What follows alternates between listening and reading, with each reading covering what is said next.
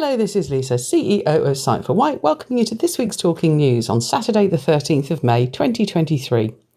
This is certainly a day I remember, as 13 years ago today my son was born. So I'm pretty good at remembering what happened on every 13th of May since then.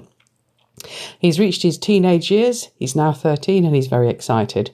To celebrate, he wants to go airsoft shooting with his mates in a forest. At least they're running around, not looking at computer screens. This week, some of our activities were slightly lighter on people. There seems to be quite a nasty bug going round. So please, everybody, try and stay safe and take as many precautions as you need to for yourself. Also this week, we had our review with the Isle of Wight Council for the White Sense contract. This was the review for the first full year. And I'm delighted to say that we met all of our targets and had some fantastic feedback from our clients who used the service. In total, for the year, 97% of people said that they were satisfied with the service, which is a fantastic result. So a huge thank you to the White Sense team and, of course, the Sight for White team, who are always here to help. Please, everybody, stay safe. Thank you. Lisa, CEO, Sight for White. Hello, this is an article from the Island Echo read by Sue. Speedway School youngsters to start in national competition in Manchester. The British Speedway Championship for riders in the country's youth categories starts this Friday the 12th of May, and 3 trainees from the Isle of Wight Speedway School, My First Skid, MFS, will launch their maiden attempt at the title. Jack Scully-Sear, Tia Brandt and Charlie Southwick are the 3 riders with local connections that will be taking to the Shale with at least 10 other competitors aged 12 and 13. As round 1 of the competition in the 125 and 150cc class gets underway in the plush surroundings of the National Speedway Stadium in Manchester. Regular followers of the sport will be well aware of local lad Jack's love of racing and will have seen his great progress during pre-meeting races in 2022.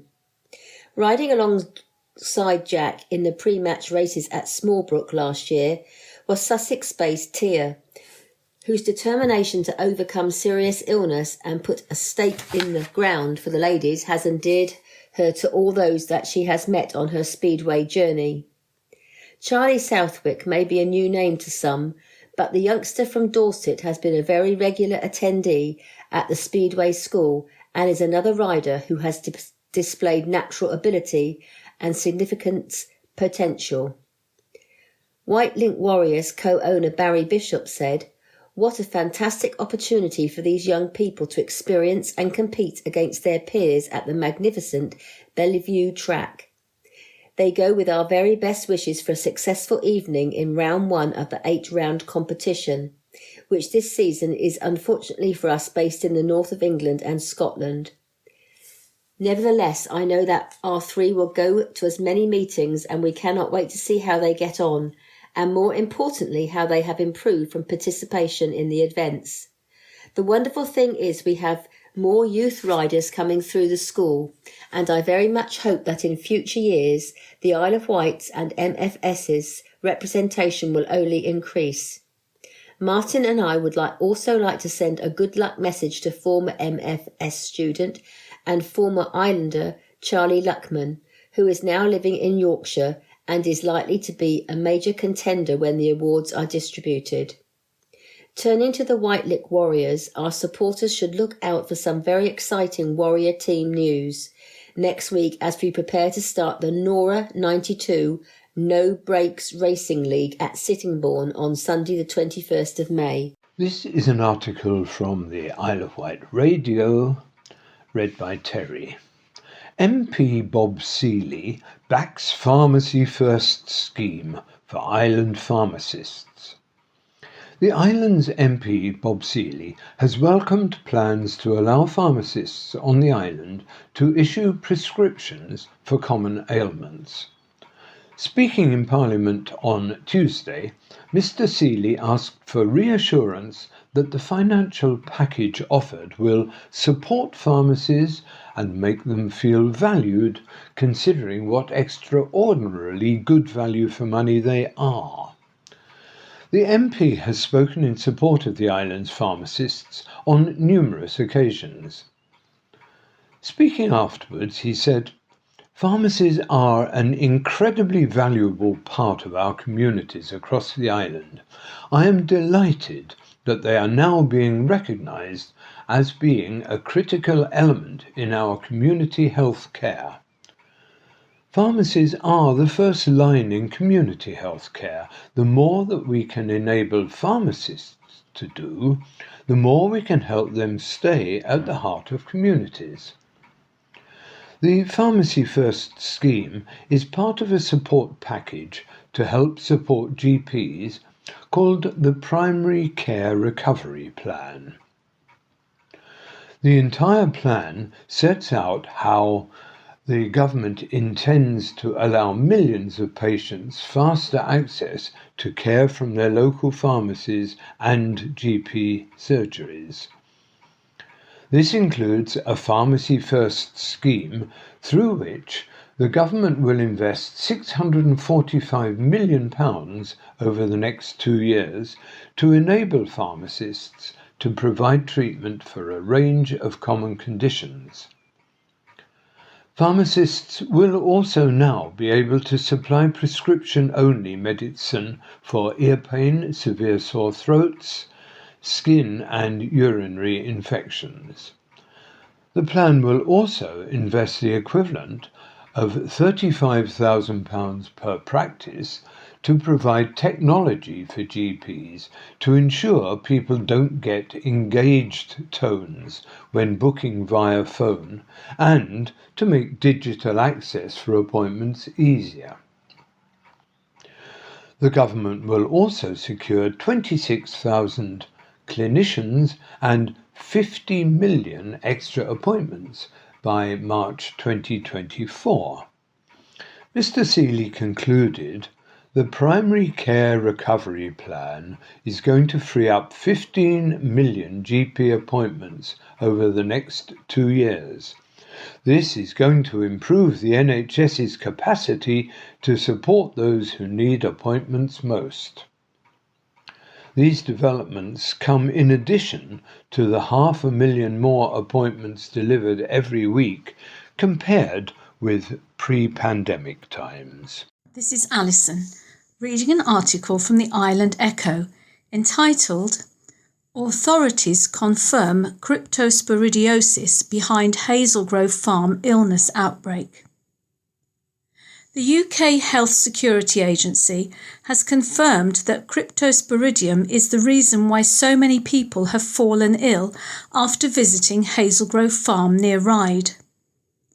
As previously reported by Island Echo, UKHSA South East is working with the Isle of Wight Council as a result of a number of people becoming unwell after visiting the farm off Ashy Road.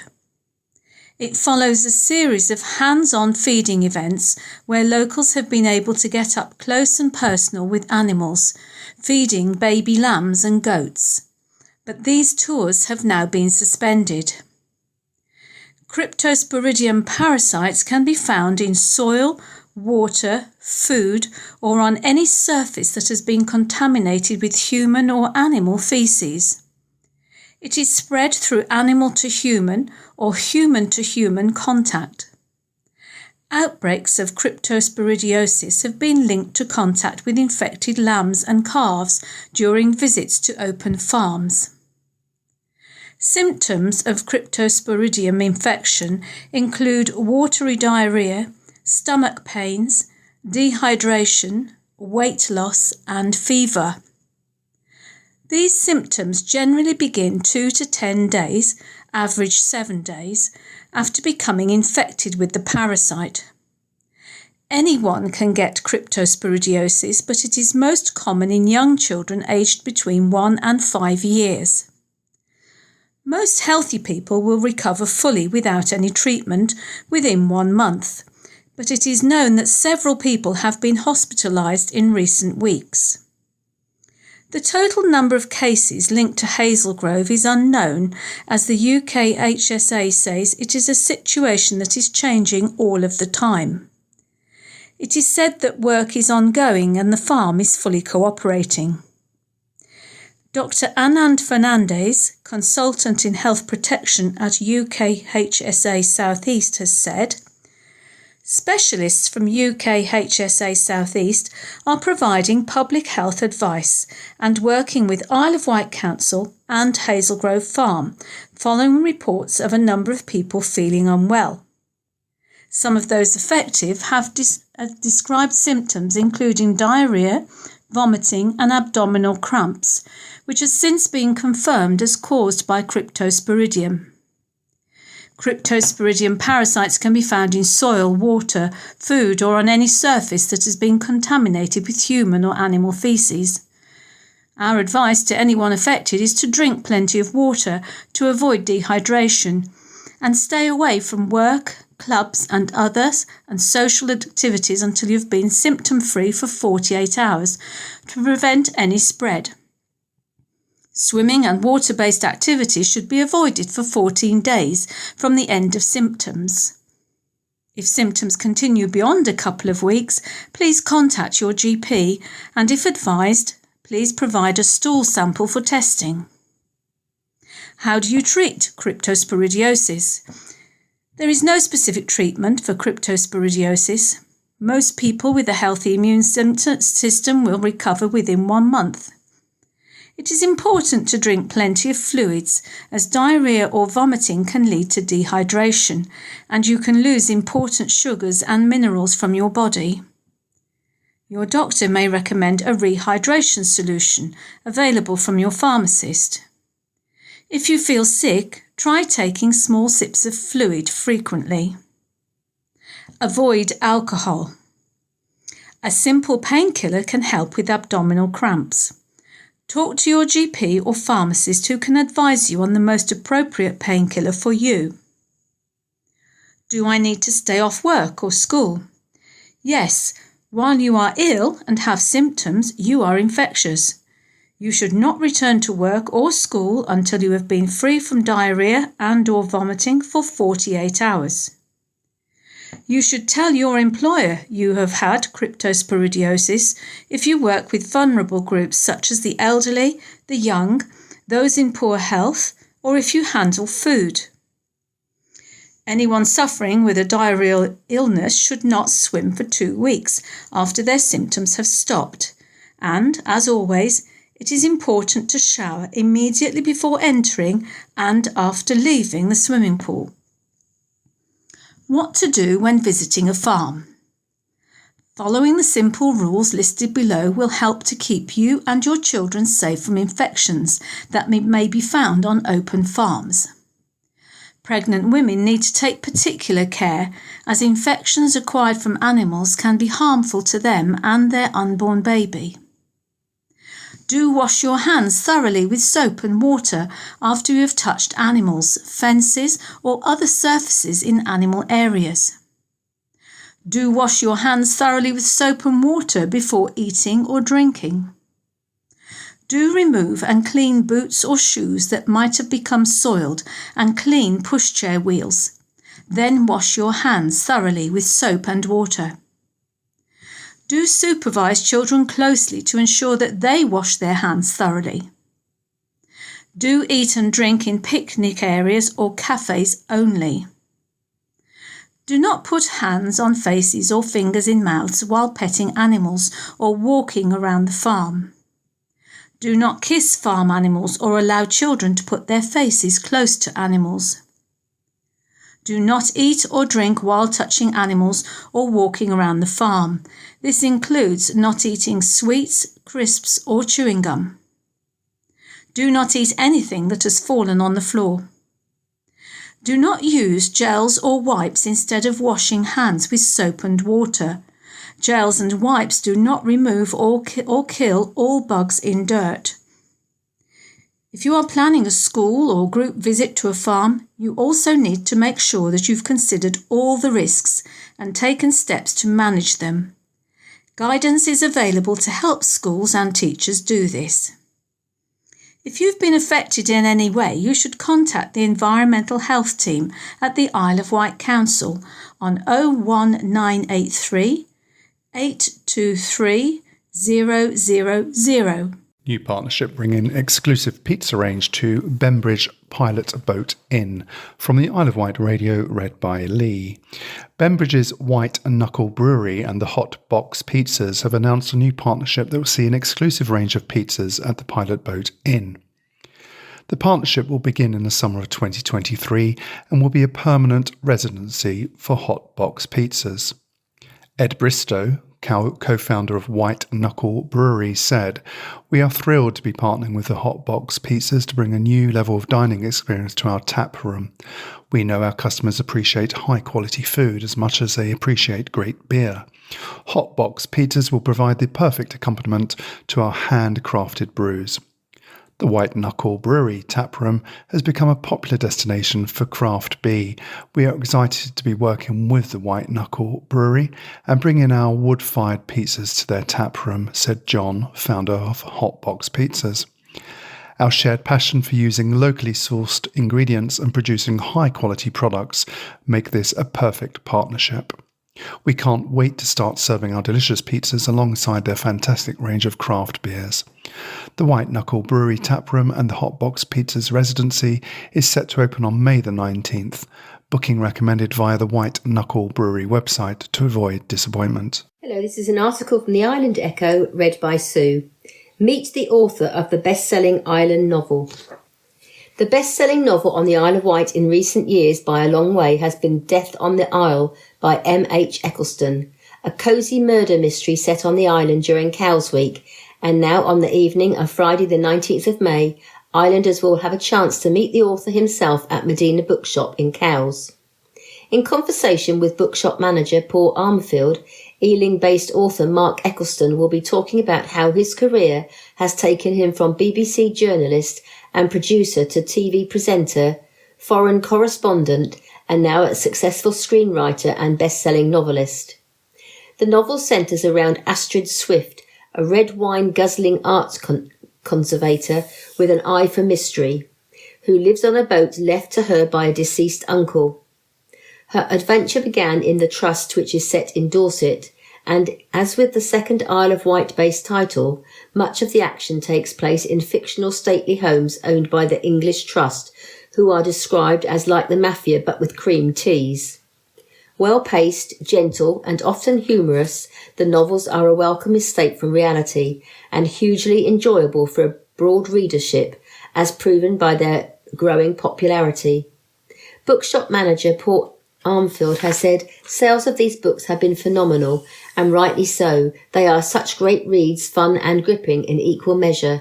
I look forward to having a chance to meet the author, and there'll be plenty of opportunity for the audience to ask their own questions too." Tickets for the event at 7 o'clock on 19th at Medina Bookshop in Cowes are £6. The cost refundable on the purchase of a book and can be purchased in-store or from the shop's website. This is an article from the Island Echo, read by Terry. Do you put food waste in your black bin? Here's why the council is advising you shouldn't. A survey on what goes into a typical black refuse bin on the island has found nearly 22% is food waste, which is a drop of 3% compared with 2020. Natasha Dix, the council's Waste and Environment Manager, said the figure was still really concerning at a scrutiny meeting last week and hoped it could be something islanders could stop. A recent study, she said, found the majority of food waste in the black bin is avoidable, with two issues in particular highlighted. One area was out-of-date meat and vegetables. Rather than separate the food from the packaging, everything is being put in the black bin. The other was bread ends, with the two crusts of bread at the start and end of the loaf were being placed into the general black rubbish bin still in the bread bag. Miss Dix said the bread bag is recyclable and the bread could go into the green food waste bin. She said thought needs to go into tackling this, and consideration from residents as to whether they are going to eat the food they buy in a week, or if they even need to buy it. Food waste is separated in the collection lorries and goes through different waste disposal than the general rubbish. Through a process called anaerobic digestion, the food waste is used to create electricity and compost, and 10 tons of food waste can generate enough power to provide electricity for one home for a year. The council says it is better to avoid throwing out food that can be eaten, as it saves residents money and helps reduce greenhouse gas emissions. Any leftover food, tea bags, coffee grounds, eggshells, fruit and vegetables, cooked and uncooked foods, as well as small meat bones, can all be put in the food caddy. This is Alison reading an article from the Island Echo entitled 6-Year-Old Island Girl Hosts Cake Sale to Raise Money for Bereavement Charity. 6-year-old Quinn Steen has raised more than £300 for bereavement charity Cruise, having found their services helpful after suffering recent losses. Cruise Bereavement Support offers help to those dealing with grief, and Quinn underwent 8 bereavement sessions with Cruise Bereavement Isle of Wight after losing her nanny and the family dog Harley in quick succession last year. As a thank you, she wanted to raise funds for the charity to support the amazing work they do. To that end, Quinn sold cupcakes for 50p each from her nanny's driveway in Sandown on Sunday the 7th of May, and raised an incredible £320.50 for her charity of choice. In doing so, she has absolutely smashed her initial target of £50, and Cruise must be very grateful to have such a dedicated and talented young fundraiser. You can still help Quinn raise even more for this worthwhile cause by donating to her Just Giving page. www.justgiving.com/fundraising/Quinn spelt Quinn hyphen Steen spelt STEANE ? And you can find out more about the services that Cruise offer to those facing grief at www.cruise spelt cruse.org.uk.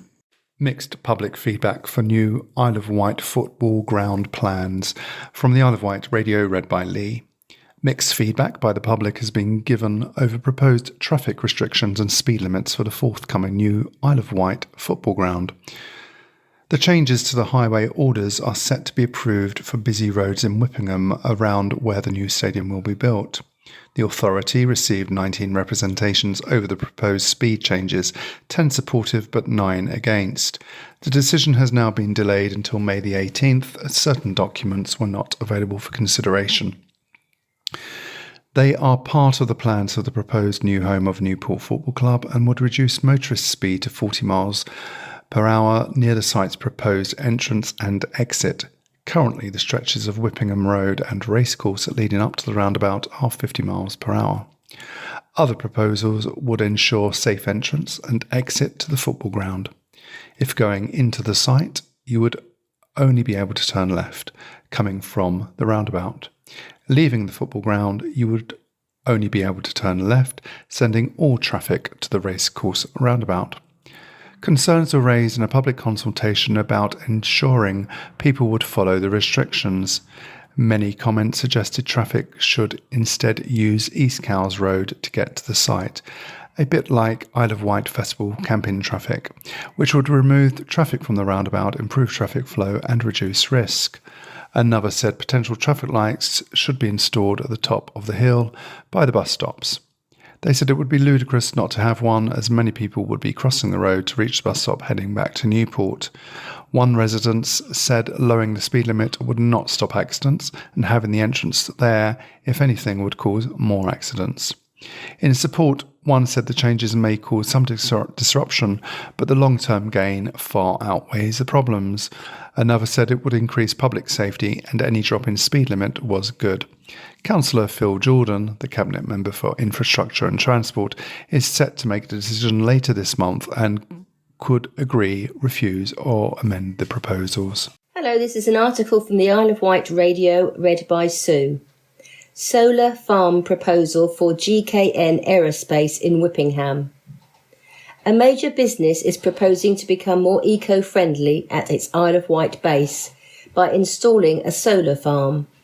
On land owned by GKN Aerospace Services in Whippingham, the company is hoping to install roughly 3,432 solar panels.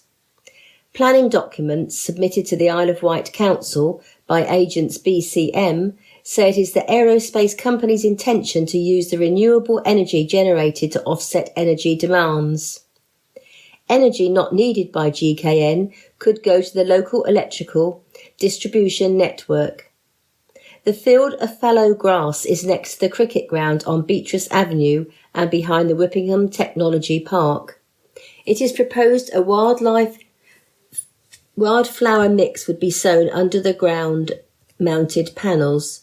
The solar panels would cover 5,885 metres square of ground and stand between 2.7 metres and 3 metres tall.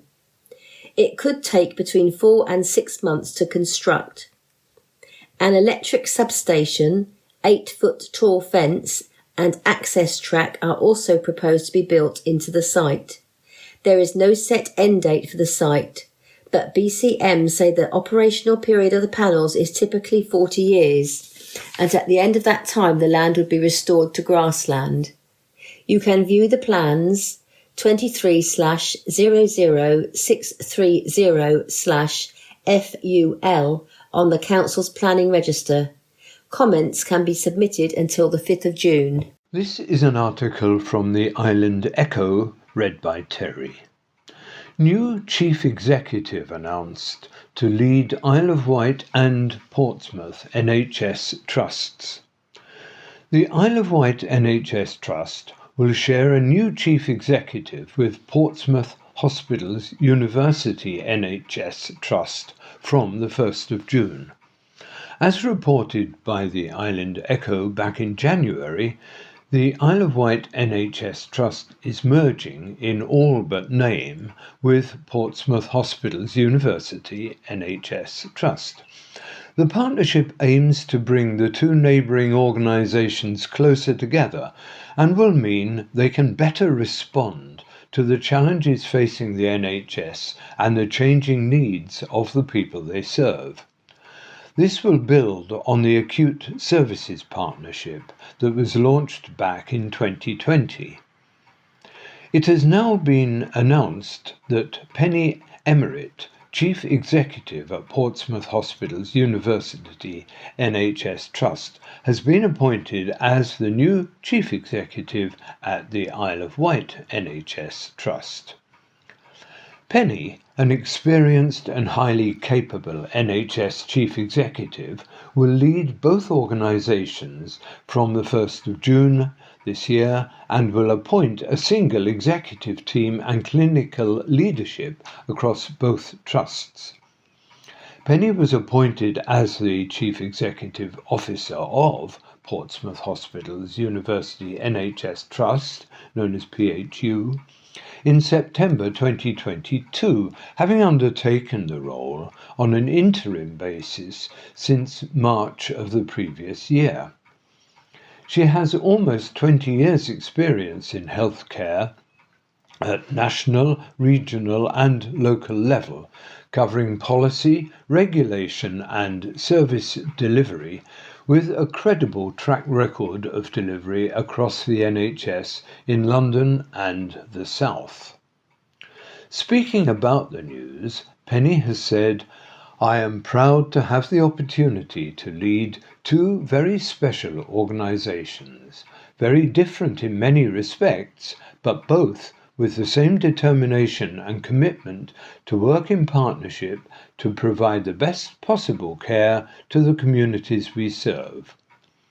The two organisations have a long history of working together for the benefit of our patients, and our work together through this partnership has further demonstrated the ambition and enthusiasm of our fantastic teams to continue to improve for the benefit of both populations. We have made good progress in our acute services partnership, and I look forward to working with the local communities, health and care partners, and the teams in both trusts to sustainable clinical services.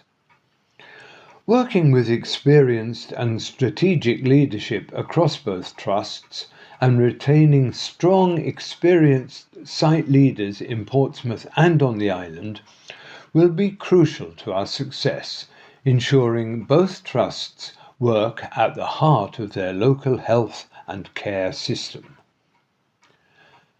Isle of Wight NHS Trust will continue as a strong partner in the Integrated Health and Care Partnership, which is IHCP, for the Isle of Wight, and I am really pleased to have the opportunity to continue to work closely with Darren Cattell as he takes up his new role.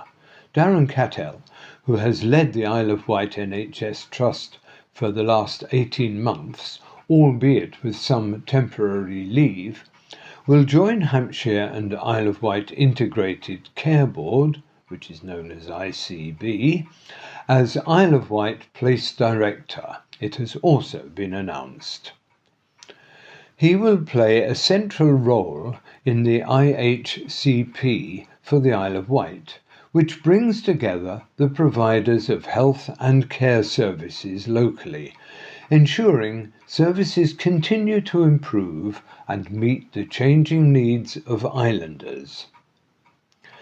Melanie Poole, Chairman at Isle of Wight NHS Trust and Portsmouth Hospitals University NH Trust, has said, "Strengthening the leadership of the NHS on the Isle of Wight will ensure that services continue to improve, are made sustainable, and that our communities are at the heart of everything we do."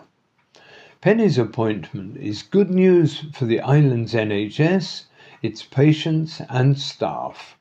She brings with her a wealth of experience, expertise, and an overriding commitment to the continuous and lasting improvement in the services we provide for our patients, their families, our staff, and our communities. I would also like to pay huge tribute to Darren Cattell, who, with our partners, has developed so much for the Isle of Wight.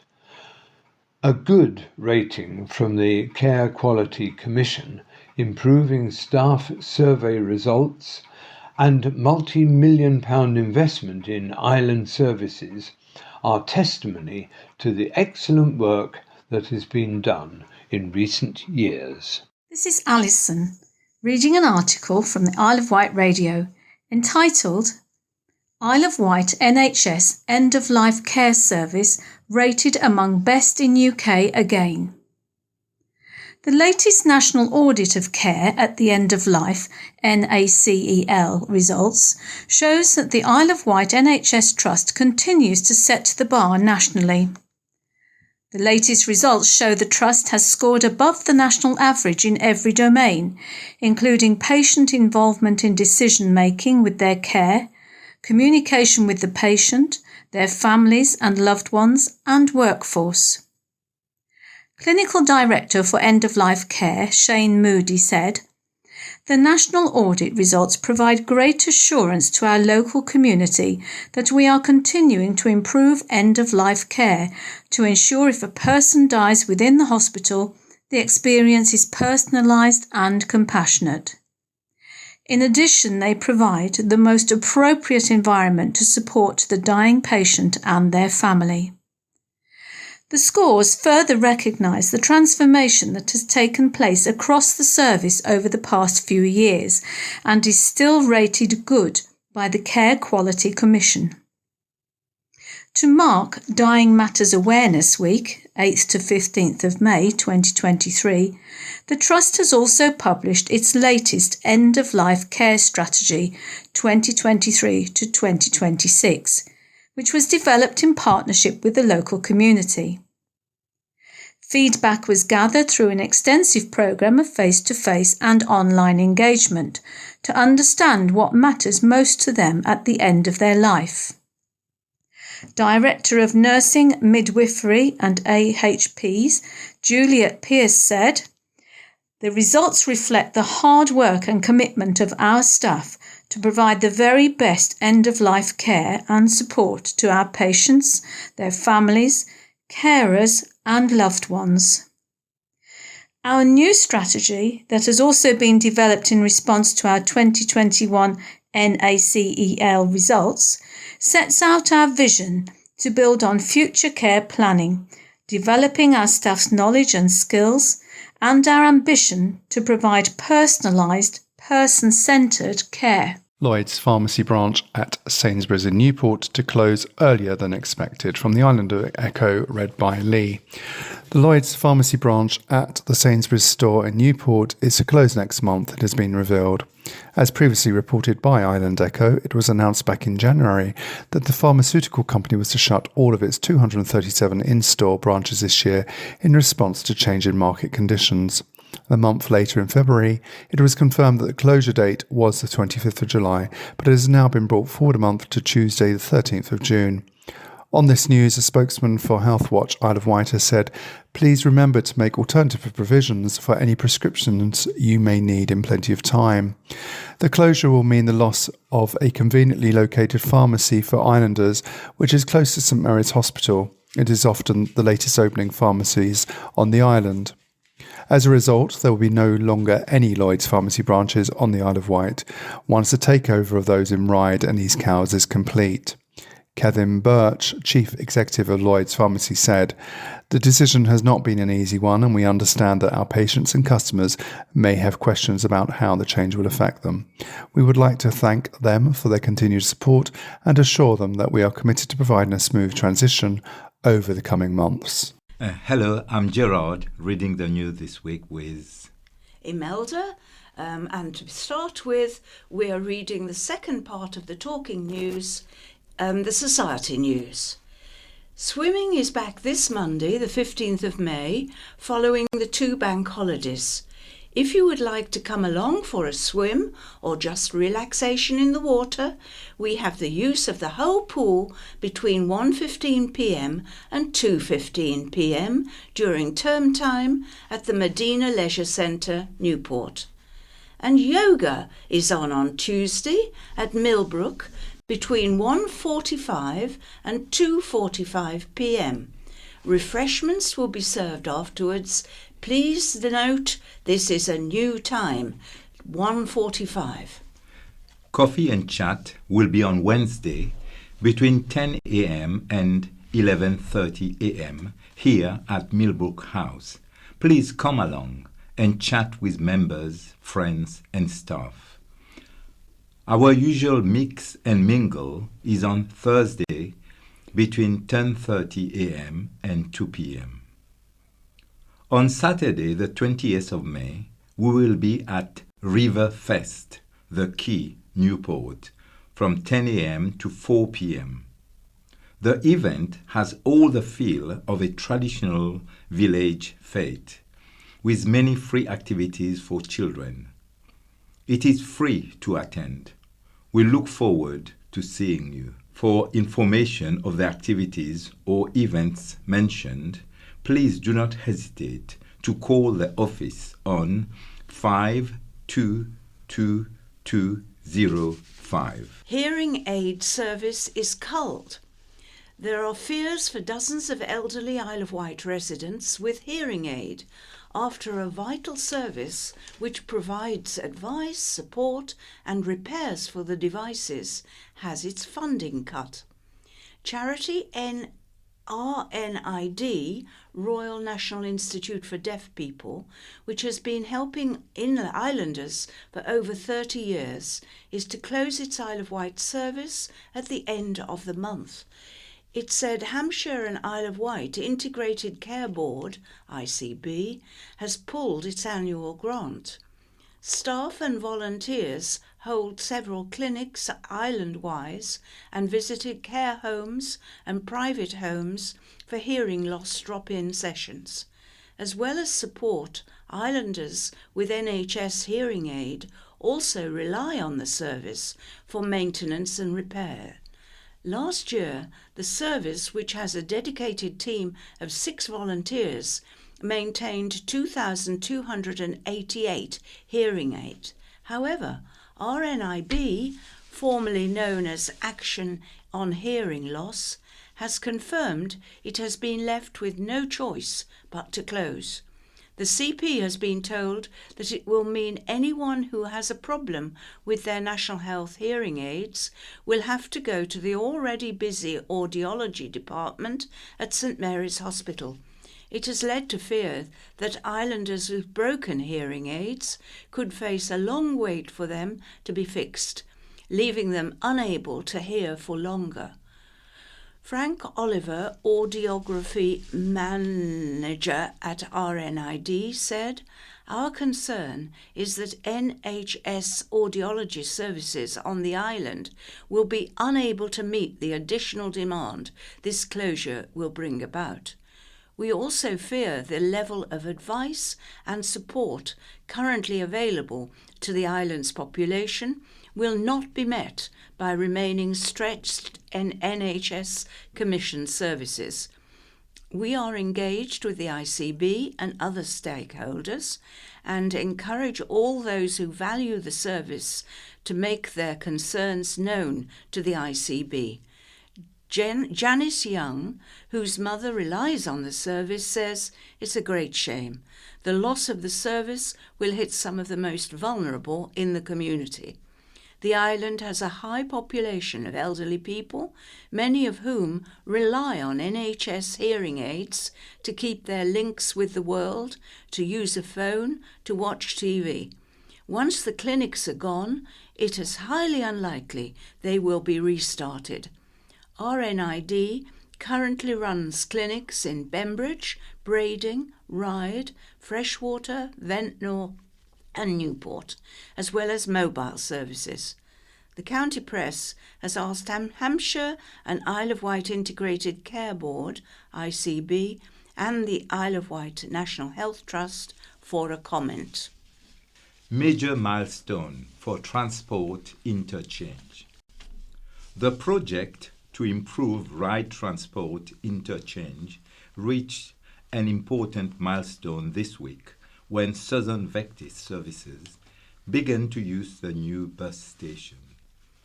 The area has been extensively remodeled as part of the project, which is designed to provide better travel connectivity as well as much improved public space for residents and visitors. The scheme is primarily funded by a government grant from the Transforming Cities Fund. Following a successful bid by the Isle of Wight Council, Portsmouth City Council and Hampshire County Council. The new design means buses will no longer have to reverse out of their bays, and when the scheme completes, they will be able to exit the station via George Street. The area on the southern side of the esplanade will be retained for possible use by not-in-service vehicles until the scheme is complete. Stand C will be Route 9's temporary home until the remaining works are complete. And the taxi rank has moved to its new location next to the Rose Gardens. All the work is being undertaken by Island Roads on behalf of the Isle of Wight Council. Man sued by TV star brands him a Marmite. Television presenter and naturalist Chris Packham has been described as Marmite by a blog editor he is suing for libel on the 5th day of an 8-day hearing. The broadcaster is suing 3 men over articles that included claims he defrauded and manipulated people into donating to a charity to rescue 5 tigers, while knowing they were well looked after. The strongly denied allegations relate to Mr. Packham's involvement with the Wild Heart Trust, which runs a wildlife sanctuary in Sandown. Dominic Whiteman, editor of Country Squire magazine, defends the libel claims, along with writer Nigel Bean and Paul Reed.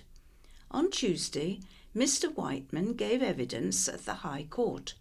He said Mr. Packham dishonestly raised funds from the public by stating tigers had been rescued from the circus, where they had been mistreated, whereas, as the client knew, the tigers had been well treated and had been donated by the circus. He knew what he was saying in the crowd-funded videos was untruthful to where the tigers were going in front of the camera.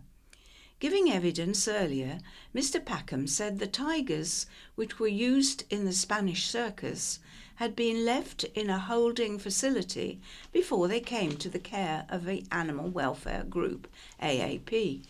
They were then moved to the Wild Heart Animal Sanctuary as part of a chain of rescue.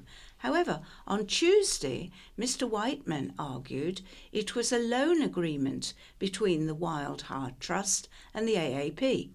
In evidence, Mr. Whiteman alleged Mr. Packham offered lies, adding, "I also had it confirmed by asking around the claimant is Marmite." Many, especially traditional countrysiders, see him as a dangerous activist who plays to feelings, not fact. Mr. Whiteman and Mr. Bean were also accused of forging a death threat received in a handwritten letter, but the allegation was withdrawn during the trial.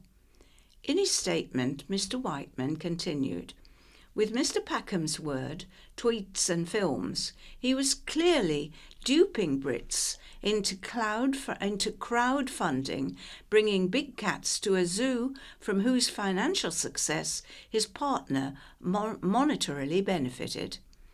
Mr. Whiteman denied having an agenda of malice towards Mr. Packham, and the case continues. Councillor jumps ship. An independent Isle of Wight councillor has jumped ship, resigning from the Alliance Group, which runs County Hall, and joining the Liberal Democrats. Councillor Michael Lilly has been a member of the Alliance Group since its creation in May 2021. The representative for Ryde Apley and Emfield has said he is looking for the opportunity to support the Liberal Democrats in the next general election. He now joins fellow Isle of Wight councillors Andrew Garrett and Nick Stewart to make a party of 3, the third biggest, behind the Alliance administration and the Conservatives, both holding 16 seats. Councillor Garrett, Liberal Democrat group leader, said, "It's been obvious he has always tackled issues in a liberal way, working with residents and communities to understand what matters and affects them most, and campaigning for change. Nick and I look forward to working with Michael on pressing for action to tackle poverty, providing truly affordable to rent and buy housing, promoting green economic development and protecting and enhancing our island's environment." Councillor Lilly thanked the Alliance, and local residents for helping him realize his beliefs and values of firmly liberal. The 65-year-old called it a full circle moment because he started out supporting the Liberal Democrats and MP Stephen Ross in 1974. The outgoing Ryde mayor says residents were unanimously in favor of his move. Councillor Lilly joined the Isle of Wight Council in 2017 and has previously been a representative for the Green Party and a member of the two-person 1957 group alongside Councillor Jeff Brodie. He said, "I will continue to serve Ryde Apley and Enfield to my best abilities and continue to work with and listen to my residents and residents of Ryde and the Isle of Wight." Recently, Councillor Lilly has questioned the procedures and processes behind a decision to approve the next phase of Westaker Park to put 473 new houses on the former Westridge farm site. Councillor Lilly said he was very saddened by the planning decision. The Isle of Wight Council maintains procedures have been followed correctly. Pupils Open Sports Centre. Pupils are aptly chosen to cut the ribbon to officially open the New Look Sports Centre at the Bay CE School in Sandown. Councillors from the Bay Area were special guests at the recent opening. Councillor Jenny Hicks, Lake Parish and Sandown Town Councils, and Councillor Ian Fletcher, Sandown Town Councils, who were met and greeted by a delegation of students.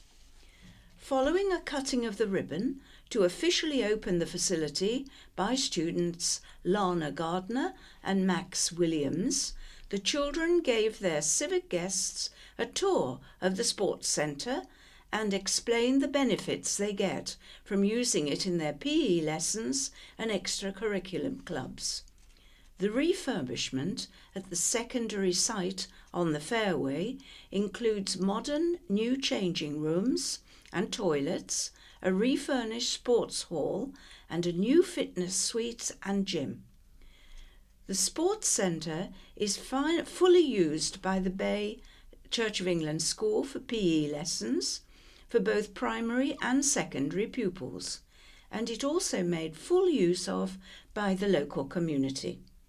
The project was first phase of development at the Bay Church of England School secondary site under the Building Schools for the Future programme.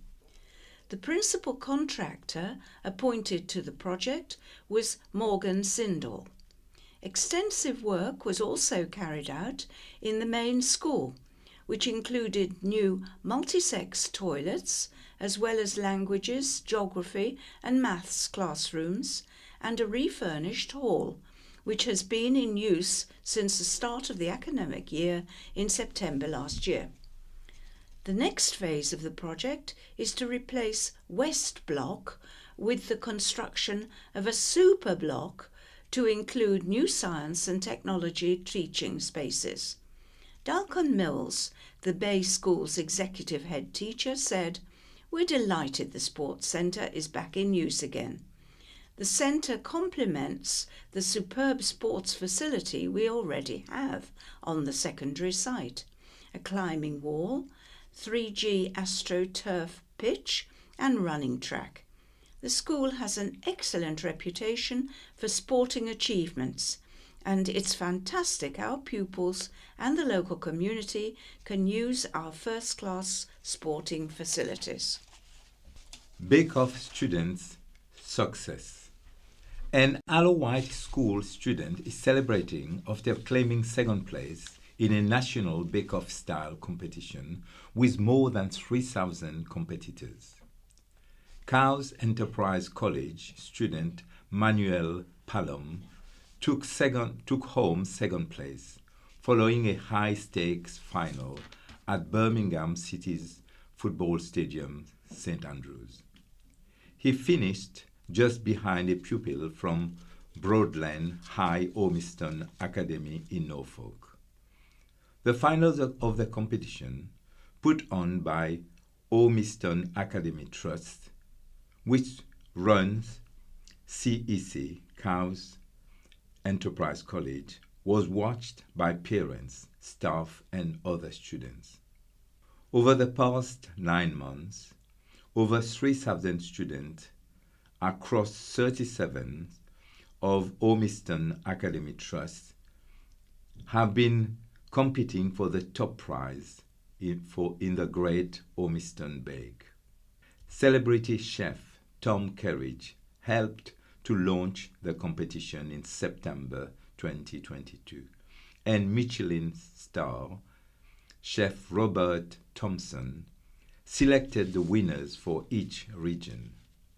Dan Woods, lead practitioner for food and design and technology at Ormiston, said, "Our students have really shown a love for baking, and so we thought it would be a great idea to introduce a trust-wide initiative that would bring everyone together to celebrate this passion and encourage our young people to get involved in an activity that was good for their well-being." Ireland Army Major receives MBE for NATO services in Europe. An Ireland-born man has been awarded an MBE for his services NATO missions in Eastern Europe last year. Including in the April 2023 operational awards list, Major Mark Player grew up in Bembridge and still has strong ties with many friends and family there. As Deputy Chief of Staff on Operation CABRIT in Estonia, Major Player was the staff lead for building a camp for more than 1,000 personnel and storage for more than 100 vehicles in less than 7 weeks. Major Player said, "I am genuinely humbled to have been recognised in this way, especially in a year when so many have contributed so much at this pivotal time for NATO. I was lucky and privileged to be part of an excellent team at a well-reception time and am hugely grateful to our allies and my colleagues in Estonia, Poland, Finland and in the UK." His citation said it was an extremely complex task with huge reputational risk on top of the physical risks of cold and fire. He enabled 5 simultaneous operations, including a Royal Engineer squadron on the Polish-Belarus border and an additional armoured squadron in Poland. Through his work, the UK provided demonstrable reassurance and supported allies. No more May fever spreads. Another town council has joined in with No More May. It is part of a national campaign to support biodiversity and wildlife, in which we are asked to let grass grow longer to provide food for insects and bees. Ventnor Town Council will leave 15 of its 18 green spaces uncut for the rest of the month. Only the Cascades, Ventnor Park, and part of the Salisbury Gardens will be mowed to make them usable at forthcoming events. The council has asked its ground maintenance contractor, O'Connor's, to continue with its other jobs this month, but to let the grass grow. The Alouette Council is also taking part. However, for safety reasons, it will mow the first meter of roadside verges and some outdoor sport and recreation spaces. Meanwhile, Ventnor Town Council is calling on residents to join in and consider leaving lawns uncut in May. Mowing will resume as normal in June. Dennis and Juan, or it might be Juan, have a new home. The Isle of Wight Monkey Haven has 2 new residents in Dennis and Juan. 1. A pair of endangered yellow-breasted capuchins. The brothers were born at Edinburgh Zoo as part of the European Endangered Species Programme. In recent years, the family has fallen apart, so the island's primate rescue charity was asked to rehome them. The Newport Sanctuary's founder Don Wasser said, "We are very fortunate to be in a position to help these lovely animals. We were only able to offer them a home once we had moved our family of white-throated capuchins into their fancy new home, which we have just built." Yellow-breasted capuchins, also known as golden-bellied capuchins, are native to the Atlantic rainforest in Brazil. Hunting and habitat loss have led to the population dropping by 80% over the past 50 years. There are less than 3,000 left in the wild. In the 1980s, the Brazilian government partnered with the European Endangered Species Programme to ensure there was a genetically healthy backup population bred in captivity. So although Dennis and Juan are living at Monkey Haven, they will always belong to Brazil. Dennis and Juan got a VIP welcome with lots of treats, including their favourite live bugs. Eyebrows raised over voting record. Voting records of the Isle of Wight Council's Planning Committee are being called into question. It's after one councillor said if members were voting against every application to be popular, then they were not making a valid contribution to the committee. The matter was raised by long-time member of the Planning Committee, Councillor Matt Price, last week after the controversial Westacre Park application was passed by a tight vote, 6-5. He said, "I feel I and other councillors are being put in a position many times where we have to direct the committee, keep you on the straight and narrow.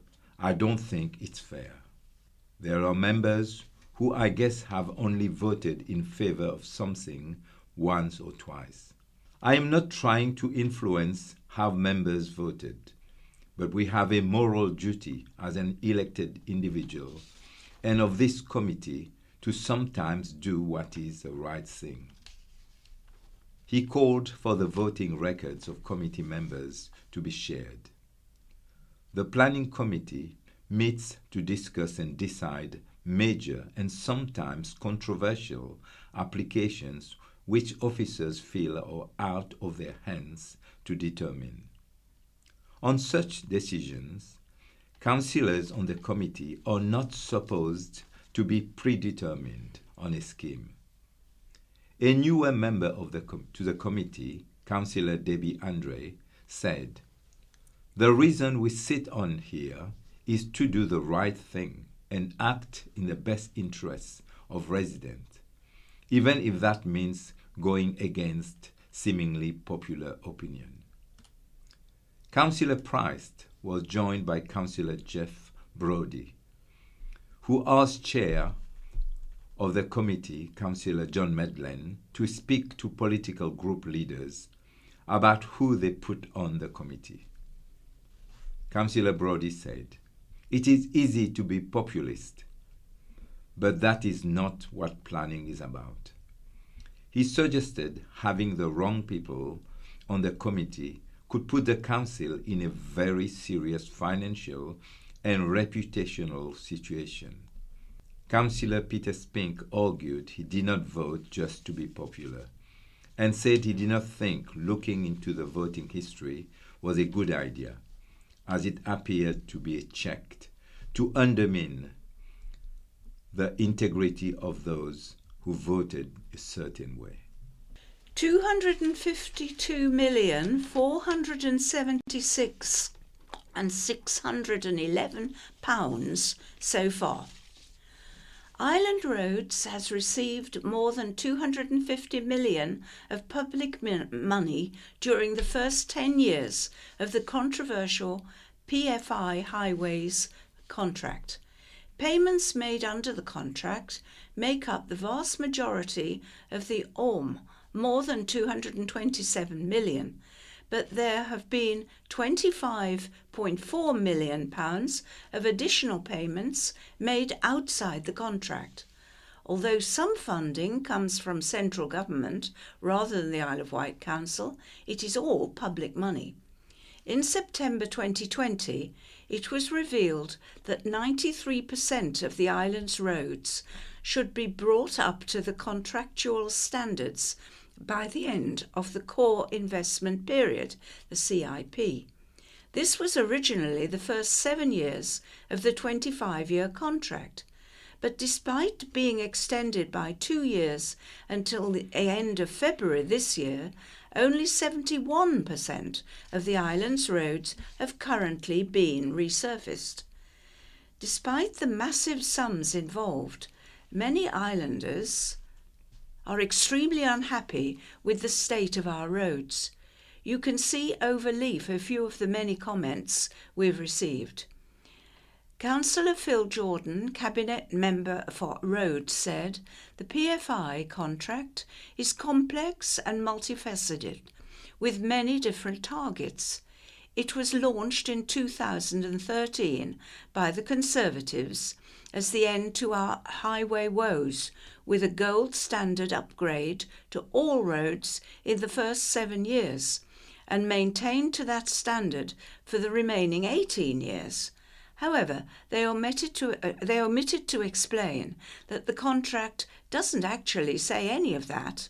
It was never the case at all that island roads would be upgraded, and it isn't the case now. It is very clear that what was promised was not what is being delivered, and never was going to be delivered. Councillor Jordan explained that there is a complicated independent assessment and scoring system which in broad terms looks at the average condition of both the road and the PFI district. There are 6 of these covering the entire island to inform what works needs to be done. It is based upon independent surveying of the roads by approved vehicular equipment. As some roads being resurfaced or repaired, the district average rises, effectively reducing the amount of further work needing to be done. But under contractual targets, simply does not. He described it as a sliding, self-fulfilling outcome of the contract, which in any view is fundamentally flawed in this respect. He added, "I'm deeply concerned about this apparent gap between what was promised and what has been delivered, and have asked for a full explanation for the discrepancy." Another concern is that the contract assumes an inflation rate of 2.5%, but inflation is currently 12.6%, and an extra payment will have been found by the cash-strapped Isle of Wight Council. Because of the contract in place, additional PFI payments would take priority over other areas of council spending. A spokesman for the council said that the latest forecast is that the inflation rate will fall back 2.5% over the next 5 years. A spokesman for Island Roads pointed out that a huge amount of work had been carried out, as well as resurfacing, including traffic lights, pedestrian crossings and street lights, as well as drainage and geotechnical projects. He said, although the most intensive part of the work has been carried out in the CIP, further significant improvement work will be undertaken throughout the remaining 15 years of the project. It is not possible to predict precisely how much future work will be undertaken. It will be whatever is needed to maintain the required standards over the coming years. Individual roads are not allowed to fall below a certain standard, irrespective of the wider overall district average standard. We are now still waiting to hear exactly how many of our roads currently meet the required standard. Children act out coronation. Children acted out a coronation service to understand what would be taking place at Westminster Abbey. Bembridge Church of England primaries, Freddie Derbyshire 5 and Blossom Packham 4 took on the weighty roles of King Charles and Queen Camilla.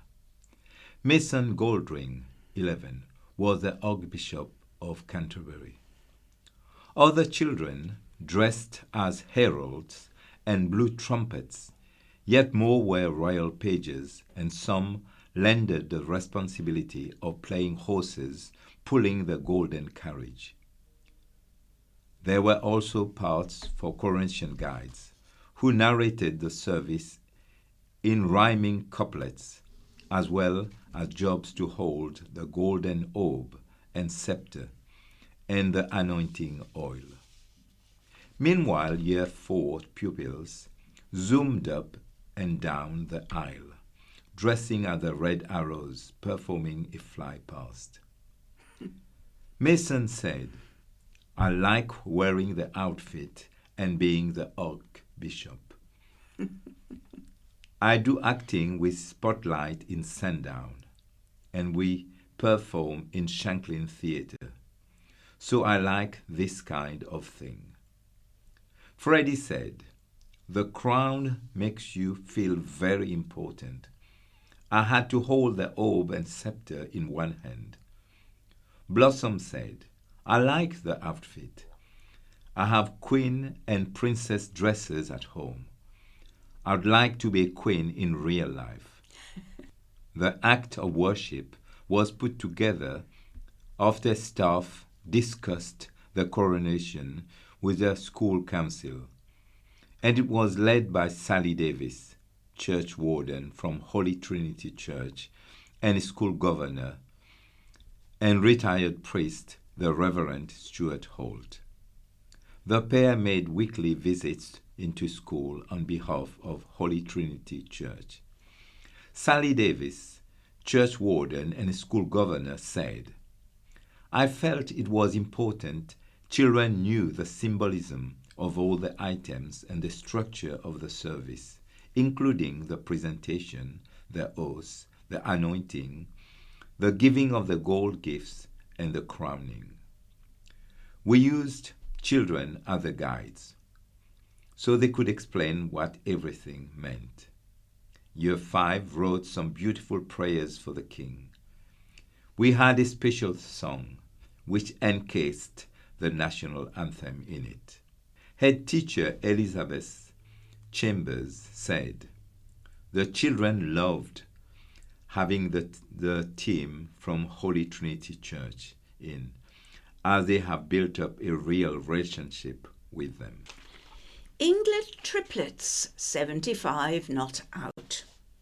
Generations of family members turned out to celebrate the island's oldest triplets on their 75th birthday. Bob, Art and Mike, England, made headlines when they were born on May the 4th, 1948. The England brothers were the first set of triplets on the island to survive infancy.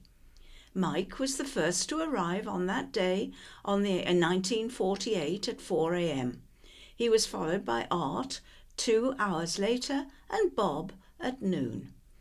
See the outline article at County Press UK for an early newspaper clipping about the triplets.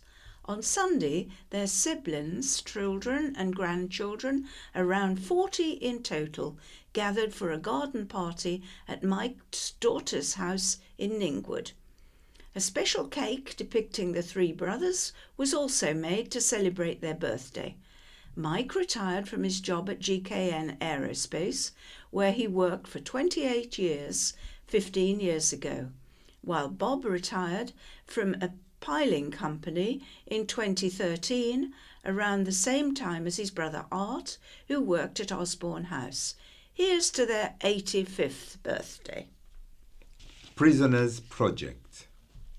Prisoners at HMP Isle of Wight worked on a spectacular project for the King's coronation. An exhibition to commemorate King Charles' accession to the throne, HMP Isle of Wight decided to recreate 8 heraldic figures, ones which had originally been commissioned for Henry VIII's wedding to Jane Seymour and replicated for the Queen's coronation back in 1953.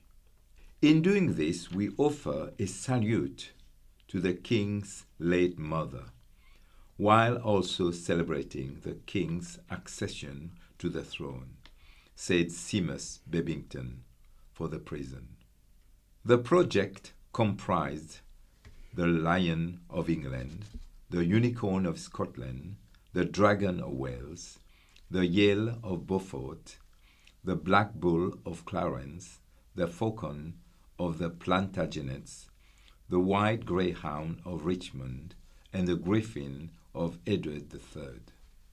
It was about creating an exhibition, I dare not say, many have done for the King's coronation, said Seamus, 61, a uniformed member of staff at the HMP prison, Isle of Wight, who has also exhibited at Key Arts. I came up with a concept and had a word with woodwork instructors Rex Moss and Michael Kewell. Everything is on a budget, and this is all made from waste product. It would have all been thrown in a skip. This project is the only thing I proposed at the prison, and I started working on it at home in March, when I had some time off work.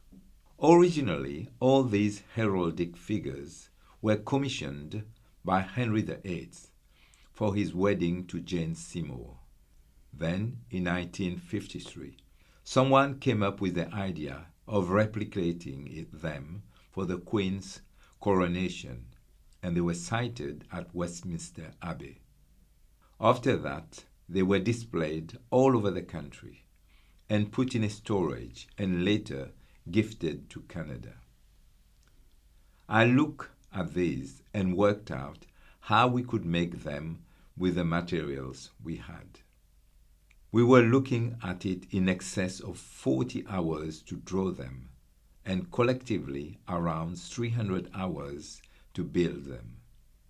The prisoners who helped with cutting them, sanding them down, and spraying them with a protective coating were over the moon with the end result. And now we go on to white memories and nostalgia, and this is from the Observer. The Isle of Wight Observer of the 9th of May 1903 carried news that local sailmakers Ratsey and Lapthorne had been commissioned to make sails for an American contender for the America's Cup, although Yachting World referred to the company as Lapthorne and Ratsey. The Cowes-based firm was founded in 1790 and is the oldest sail-making company in the world. In 1902, they had opened a yard in New York, aiming specifically to target the America's Cup entrance. It remained open until 1982, when it was closed as the number of great sailing yachts declined and modern synthetic fabrics were introduced. So this is about the American Cup, 1903.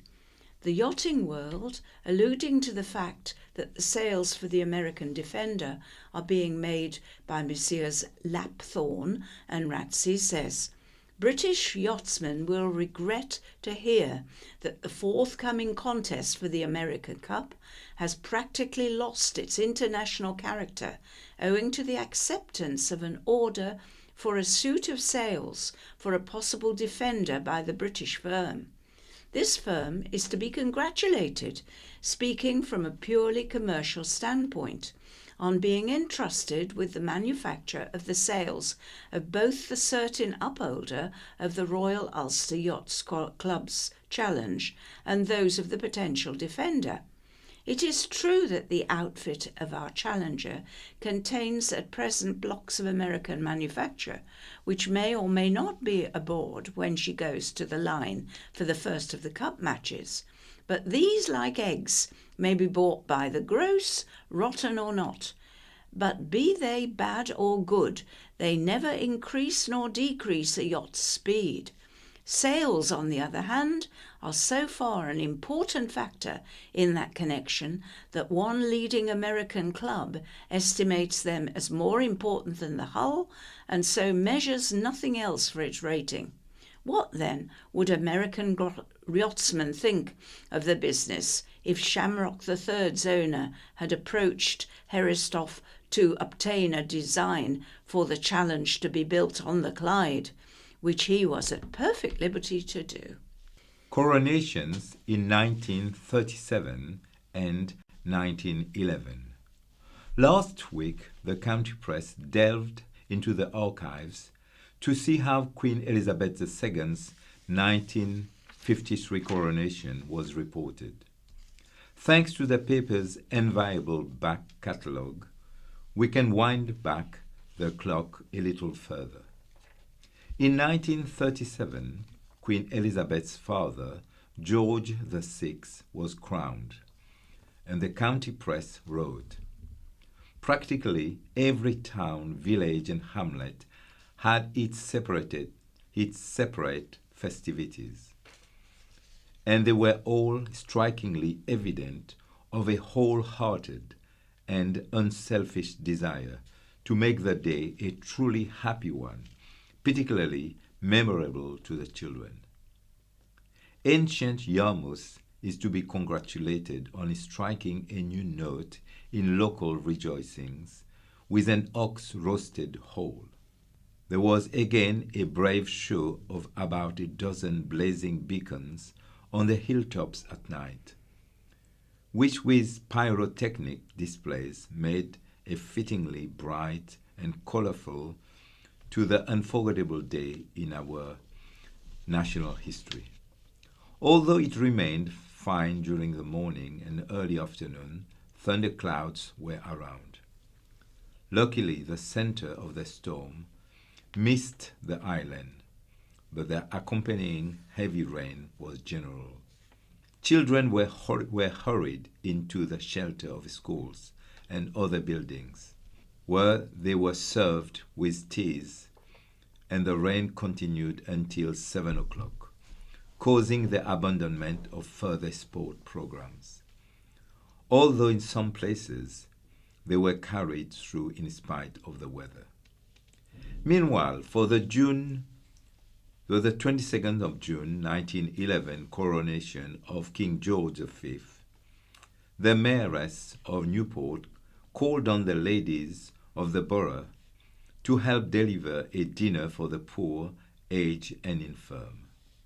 In Newport, streamers of multicolored flag stretched across the street at short intervals, placed in position by firemen, creating a striking picturesque effect. The front of the Guildhall was charmingly decorated with festoons of material and shields. At night, the exterior of the Guildhall was a picture of dazzling brilliance, with red, white, and blue electric lights. The market square had been transformed into a scene of sylvan-like beauty, adorned with flags and festoons of floral and other decoration. And now we move on to My View, and this article is by Jim Gibbons, and it is Influential Books That Brighten Life. In my last year at elementary school, I was given, handed, a book which proved to be a ray of sunshine in my clouded school days. I don't know its title or who published it, so I can't buy it. It was an assembly of snippets, short poems, playlets, stories, and factual articles. One item was a poem which began as follows. King William the First was the first of our kings, not counting Ethelred's Egberts and things, and he had himself crowned and anointed and blessed. In 1060, I needn't tell you the rest. It continued for about 15 lines, and it was my proud boast that I could recite it all from memory and in one breath. I made a mental note of the authors Eleanor and Herbert Fargion, and was able later to buy the book entitled Kings and Queens, from which it was taken, containing similarly disrespectful verses for the succeeding sovereigns. Another item was a young woman's story of how she had worked on an Argentine ranch and told of her love of horses, and how the local people showed her how to breathe into the nostrils of a horse to give it confidence in her. Decades later, having written many books on animals, she became nationally famous for training dogs. When Barbara Woodhouse said, "Sit," in those distinctive tones, all the dogs within earshot and several of the humans sat. There was also an extract from Cold Comfort Farm about the visit to the Church of the Quivering Brethren, and the preacher telling the congregation, "You are all doomed to eternal hellfire," which was not so very far removed from the religious upbringing which was being forced on me at the time. It was written by Stella Gibbons, and I was disappointed to discover it was no longer relation. Also, again, a delightful short play by Wilkie Collins called The Biter Bit, about a confidence trickster caught in his own net. I was trying to find a copy of that book, difficult without knowing the title. I have contracted the U.S. Library of Congress, who astonishingly will take queries from anyone without success, and I'm waiting to hear from the education people in my town of birth. My quotation teaser today is, who wrote, "Some books are undeservedly forgotten, none are undeservedly remembered." In my article on railways, I asked who wrote, "Past cotton grass and moorland boulder, shovelling white steam over her shoulder," and that, we find out, is from Night Mail by W.H. Auden. Vectis View, Reflections on Island Life by Michael Ward, Senior Partner of Ward House Mortgages and Life, Proprietor of Right Branch of the Yorkshire Building Society. When I opened up my business in 1988, there were 10 building societies and 5 banks. By August, there will be only 1 bank and 2 building societies. And from June, one of the building societies will go down to a 3-day week. There will only be 1 building society in Ryde that will be open 5 days a week, full-time, and a half-day on Saturdays. This is a concern, as the Isle of Wight has a higher proportion of small businesses than a lot of the areas in the southeast. Ryde is also the largest town by way of the population, so there is greater demand in Ryde rather than in the capital town of Newport. The concern is, why are the banks doing so many of these closures? Unfortunately, these are due to head office decisions that are made without carefully thinking, looking at the individual locations and their individual buildings in particular towns. Many of the closures are due to the fact that they have retained the same building since first opening, when some of the big banks had been 30 and 40 members of staff. Such staffing levels had now diminished due to technology, Surely, if they just downsized and released funds from their property, this would reduce their overall cost. More importantly, it would ensure continued access for individuals and businesses servicing their accounts. When banks or building societies close, they will highlight that people can utilize post offices. Unfortunately, we have also seen the demise of these within the United Kingdom, and there are now very few Crown post offices, those traditionally run by Royal Mail. The majority now are sub-post offices, and therefore will need to be able to cope with the increased volume of business that comes as a result of the many bank closures.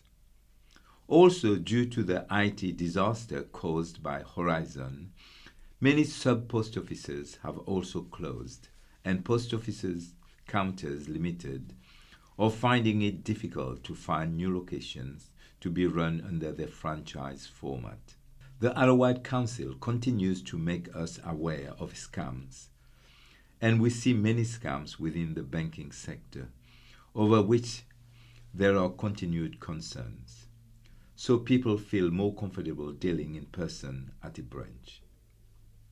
On the island, there are many small businesses with owners who are working full-time, and it is essential that they have access to their business accounts locally. With the closures in Ryde, travelling to and from Newport, and the difficulties of parking will take a considerable amount of time out of the business week and will not be cost effective. Someone will have to pay for this. We now see on the mainland that banking hubs are being set up in various places. These are shared facilities between a number of banks, which staff them on a given day.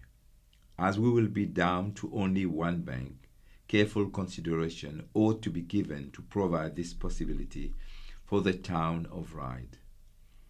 Many businesses in Ryde need a cash facility, that is, changing coins to notes and vice versa. And some companies like ourselves are having to consider changing banks or are looking at bringing in security. This brings even more cost to the business at a continuing difficult time after COVID-19 and the recession, particularly as the security facilities come from the mainland. This will therefore put even further strain on local island businesses. We are now moving on to public information, and this is from Superintendent Rob Mitchell, recognising outstanding efforts of the community. I had the great privilege of hosting my first District Commanders Award ceremony on the Isle of Wight last month. These awards are an island tradition, and typically there are 2 ceremonies a year to recognise the outstanding efforts of officers, staff, partners and members of the public who have done brave and incredible things in the community. April's ceremony took place at Newport's Congregational Church. I was honoured to host Chief Constable Scott Chilton, the Isle of Wight High Sheriff Dawn Haig Thomas, and police cadets who took their oath at the event. We also received the welcome news that one of our more senior cadets will soon be joining the constabulary as a constable, which is excellent, with another joining our special constabulary. Some of the stories of bravery heard at the ceremony were truly inspiring. But of course they're not just stories, they're very real examples of what our people do to protect the public. I was particularly humbled to meet 2 incredibly brave girls who saved their mum's life during a fire when they were aged just 9 and 12.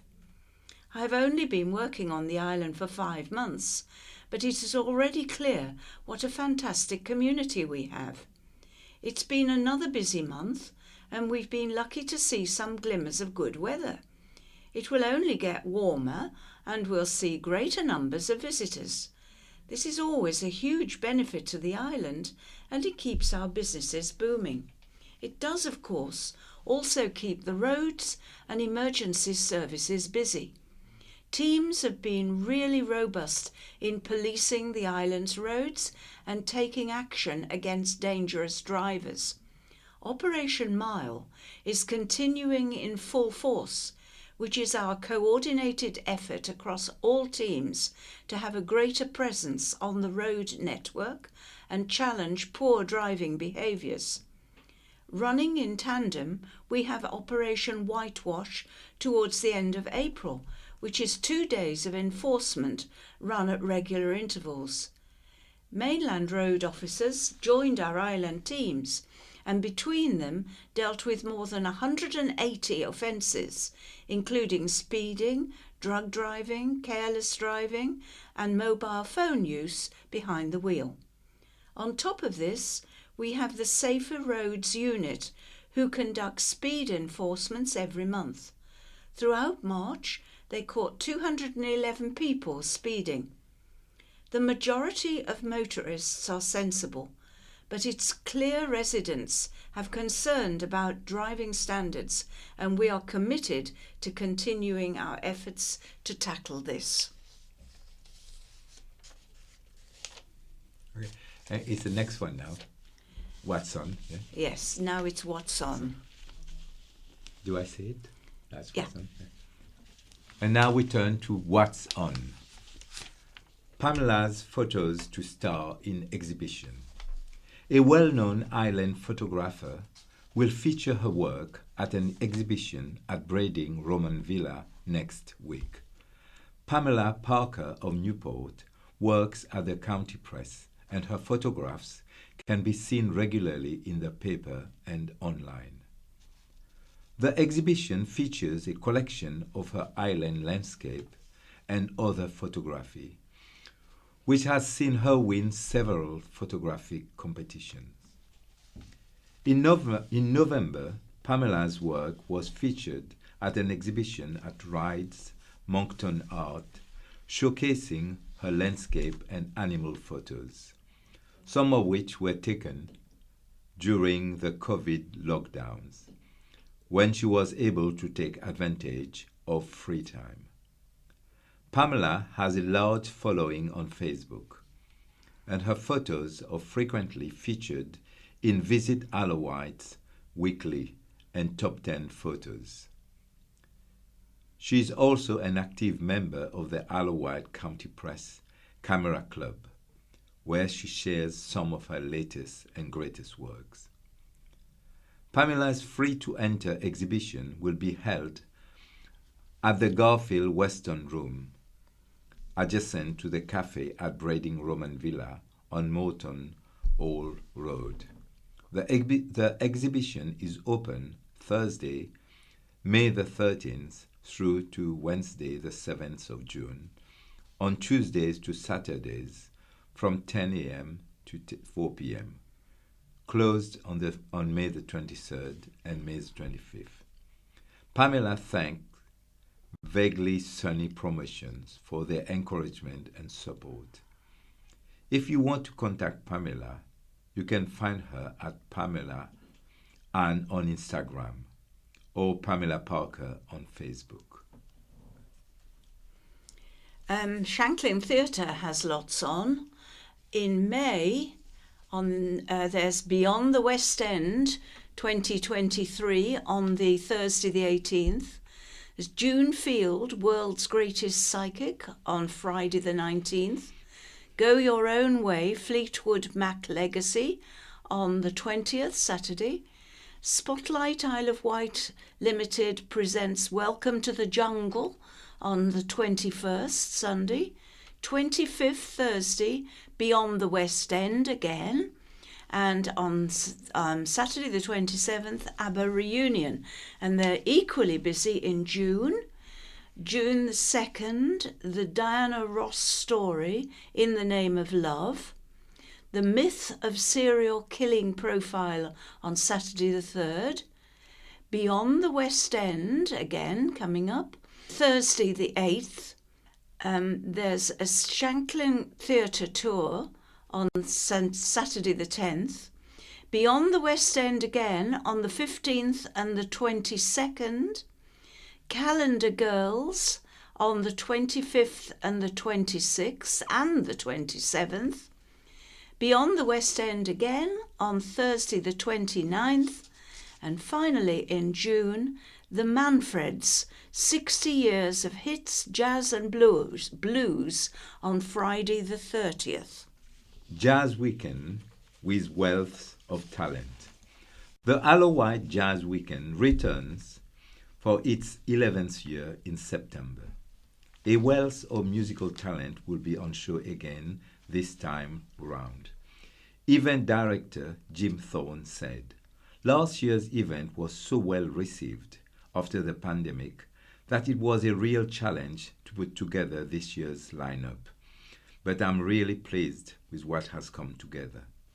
Venues include the Apollo Theatre, Key Arts and Newport Methodist Church, and a number of fringe events are planned around the town. Performing with his quintet will be Saul Grimshaw, son of Jesse, from Jesse's Family Jazz Band. Guitarist Jim Mullen, Mike Gorman, and Matt Skelton will also play a set. As well, Georgia Manchio and her quartet. The Sid Lawrence Orchestra will also appear with a catalogue of music from Glenn Miller, Count Basie Orchestra, Frank Sinatra, and Ella Fitzgerald. Making the Island Festival debut are multi-award-winning saxophonist Simon Spillett, six-piece brass volcanoes, and jazz dynamos. Closing off the Sunday are Island favorites, Mark Nightingale on trombone and Alan Barnes on saxes. The Jazz Weekend runs from September the 14th to September the 17th. And the author, Michael Sumner, will launch a new book on May the 21st in Ventnor. With vinyl growing in popularity, an author has collated some of the record industry's more unusual offerings ahead of his book launch later this month. 101 Terrible Record Sleeves by Michael Sumner will be unveiled at Ventnor Exchange, Church Street, between 12 and 6 on May the 21st. He said, "Through years of record digging in some far-out lands, I have found some of the worst examples of sleeve design. Here they are presented for your shock and amusement, like some Victorian carnival.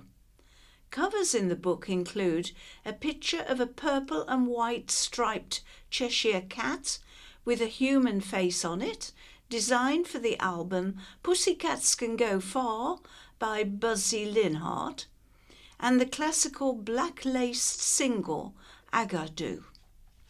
Local events. World's greatest psychic medium, June Field, returns to amaze audiences at Shanklin Theatre, May the 19th at 7:30 p.m. Labour of Love, written by James Graham, at the Apollo Theatre, Parley Street, 7:30 p.m., 19th May to 27th of May. Andrew Day, live music with Andrew Day at the Bugle Inn, 56 to 57 High Street, Brading. Jasmine Carter Camps at outback.com. Saturday the 25th of May, Crafty Artists, a spring exhibition by the 5 Island artists, unique handmade gifts and artwork at Quora Bay. Plant Good as New and cake sale at 2 p.m. Sale of plants good as new, cakes in the Holy Family Centre, St. Saviour's Church, Western Lane, Totland Bay. Delivered to your door cream tea at 2 p.m. Cream tea delivered to your door on the 27th of May at Breading. Cows Art Group Spring Exhibition, 10 a.m. Exhibition and sale of art, watercolors, oil pastels, variety of styles and subjects matter, tea, coffee and cakes for sale. All welcome. Gurnard Village Hall, 54 Wesley Road, Cowes. That's on Sunday, the 28th of May. Finally, Shanklin Town Brass Band and South Smolton Brass Band concert at the Rilston Garden, 11 Popham Road, Shanklin, at 3 p.m. this Sunday, the 28th. Now we're coming on to the letters, the final section.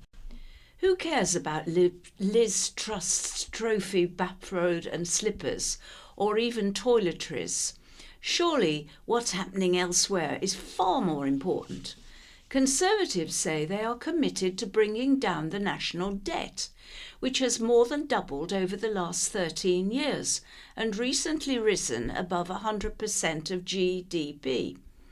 With today's optics, it's helpful to have a visual indicator. Google National Debt Clock UK. But a word of caution, make sure you are hiding behind the sofa before risking a look. The UK national debt is running at a staggering rate of £5,170 per second. Alas, it isn't the whole story. The non-partisan Tax Sale Alliance calculated in 2021-22 that the UK's real national debt, when factoring other areas of indebtedness like pension liabilities, is 9.6 trillion, almost twice the economic output of the continent of Africa. On the per household basis, the real national debt equates to £345,216, or a person basis, it is £143,382. But is it all doom and gloom?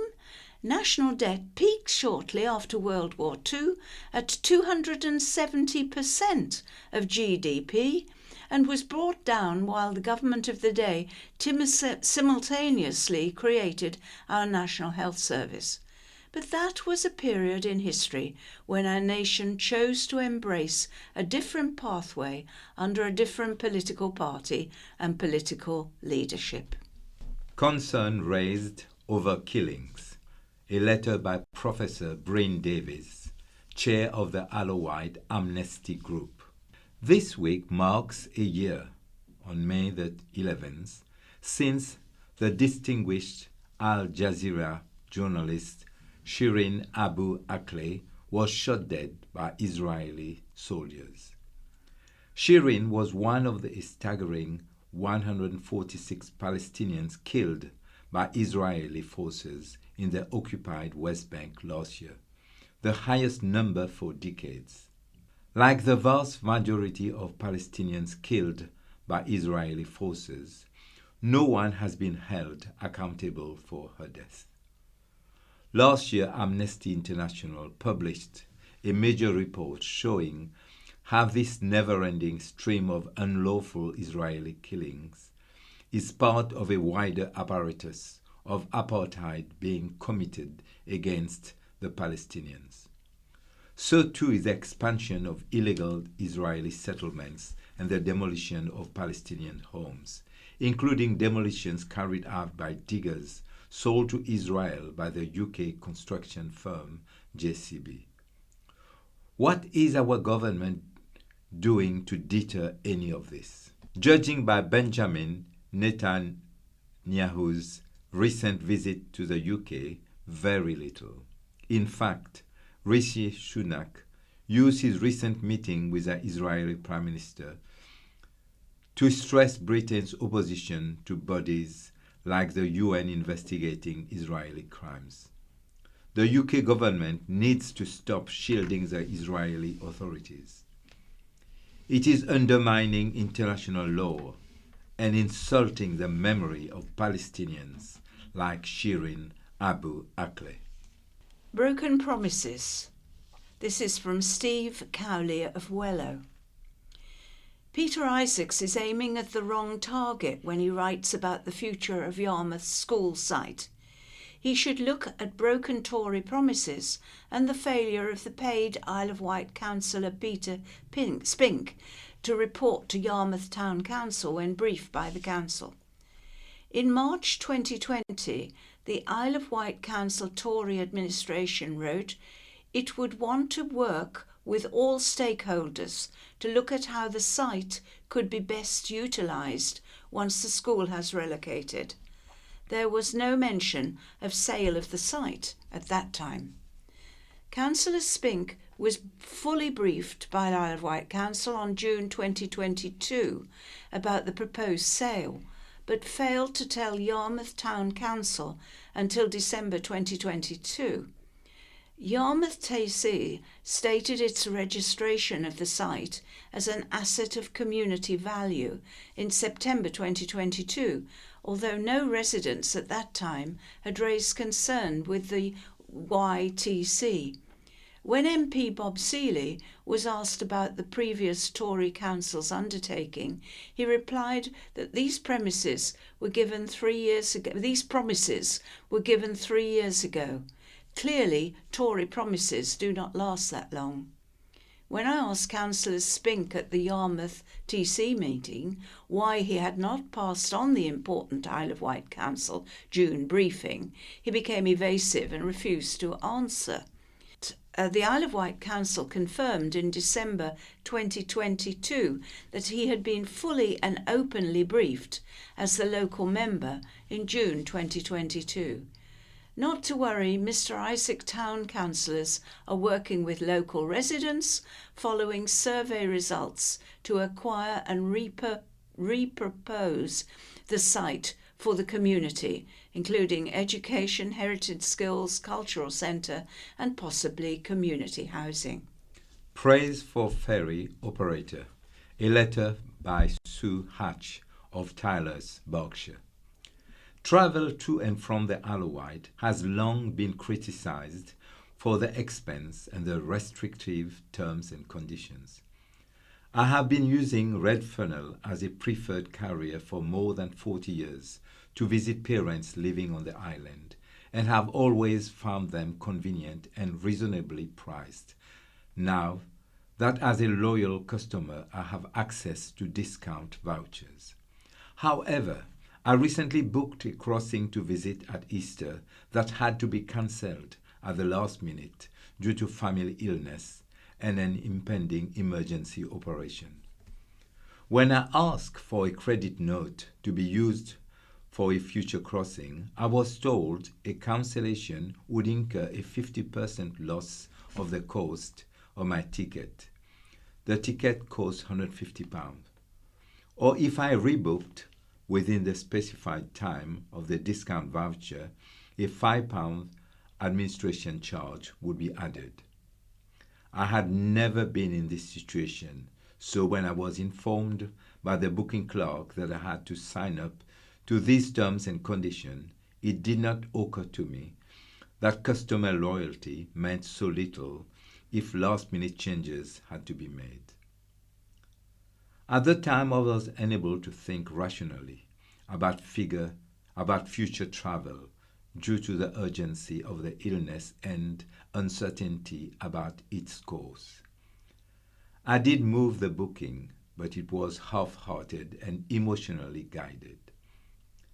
At the suggestion of this second booking clerk, I wrote a letter of comment rather than complaint, admittedly out of emotional frustration at a situation I would rather not be in.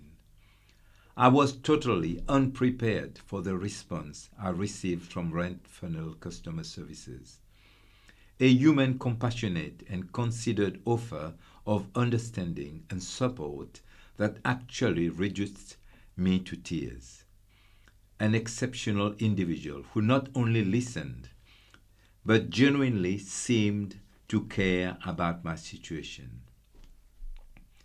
I worked in healthcare and am committed to the well-being and care of my patients. I was treated as I hope my patients feel I treat them, as an individual who finds himself in an unpleasant and upsetting situation. Thank you, Red Funnel. You are assured of my ongoing gratitude and appreciation, and many more journeys to and from the island. P.S. The operation and recovery has all been remarkably successful. This is from Keith Greenfield, Whitelink Chief Executive.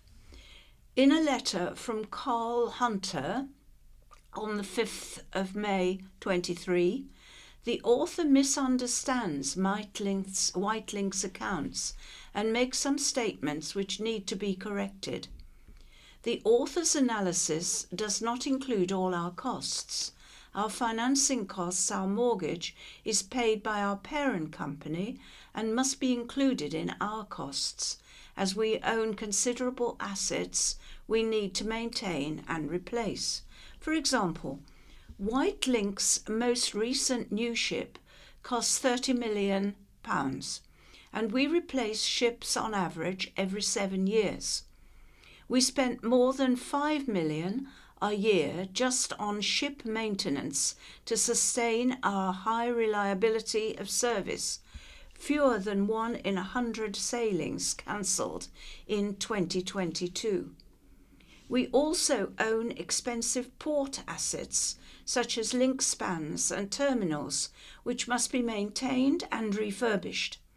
Therefore, our financial costs have to be considered. Taking this into account, our audited group accounts show we have made losses in recent years, which is why no corporation tax has been due. We are treated by HMRC in exactly the same way as any other private business, including the other operators on the Solent. We pay all rates, taxes and rents that are due. On the question of government support during the COVID-19 pandemic, the vast majority of this was in furlough payments, which were available to all private businesses, including all cross-Solent ferry operators. Department for Transport support was given to other cross-Solent operators and private ferry operators elsewhere in the UK. On the question of dividends, no director receives any dividends at Whitelink, as no directors are shareholders.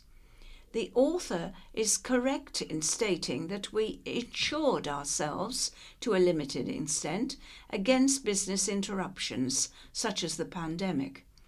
This helped us retain our colleagues without compulsory redundancies and fully maintain all our ships when we had little income from fares. Finally, the author will probably be aware that even profitable businesses can still run into trouble due to cash flow issues. Whitelink's income is highly seasonal, and at the start of the pandemic in March 2020, we had just come through the winter season, having spent over £5 million on our annual refit programme.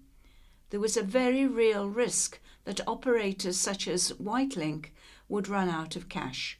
For this reason, the government furlough system, our own business interruption insurance, and the DFTI's support were indeed vital to keep essential services to the Isle of Wight connected. And finally, a letter from P. Goodwin of Ventnor. Net zero or zero landlords. Dear editor, just when you thought you were settled, bills under control, children in school, job as secure as it could be, no outstanding rent or utilities, and a level of peace in your life, the terrifying news comes that your landlord has decided to sell up and your tenancy is to be terminated. Blame the government for the imposition of the draconian Energy Performance Certificate, EPC, and the targets that will cost the landlord many thousands of pounds to reach the magical C grade. If the rating is not achieved, an eye-watering £30,000 fine could be issued forthwith to your landlord. So you're now homeless. All your plans are suddenly straight out of the window, and your future is very, very bleak indeed. Again, we are being subjected to top-down flawed policies in which the broad failure of the consequences is not even considered. Our housing stock contains a huge selection of properties, millions of which are limited to near impossible to meet the rating grades being forced on our nations by the government, and all simply to meet the zero carbon target. And if a property could be improved, the considerable expense, disruption, and temporary evacuation whilst works are undertaken would have a huge impact on tenant householders' lives. To put this into perspective, on the World Index of Polluting Nation, Britain is an under 1% emitter. So, do you think we are being unfairly treated? Britain, a democratic nation? Nobody asked me. How about you? So with that, we will be saying our personal goodbyes to you. Goodbye from Imelda. Have a lovely weekend. The weather seems to be picking up at last, and the trees are all looking very lovely. So goodbye and best wishes from Imelda. And goodbye from Gerard with my best wishes for a lovely month of May. A second radio interview with Ruth Hollingshead follows, and the In Touch programme is after that. We have no scaffolding news this week. BBC Radio Solent.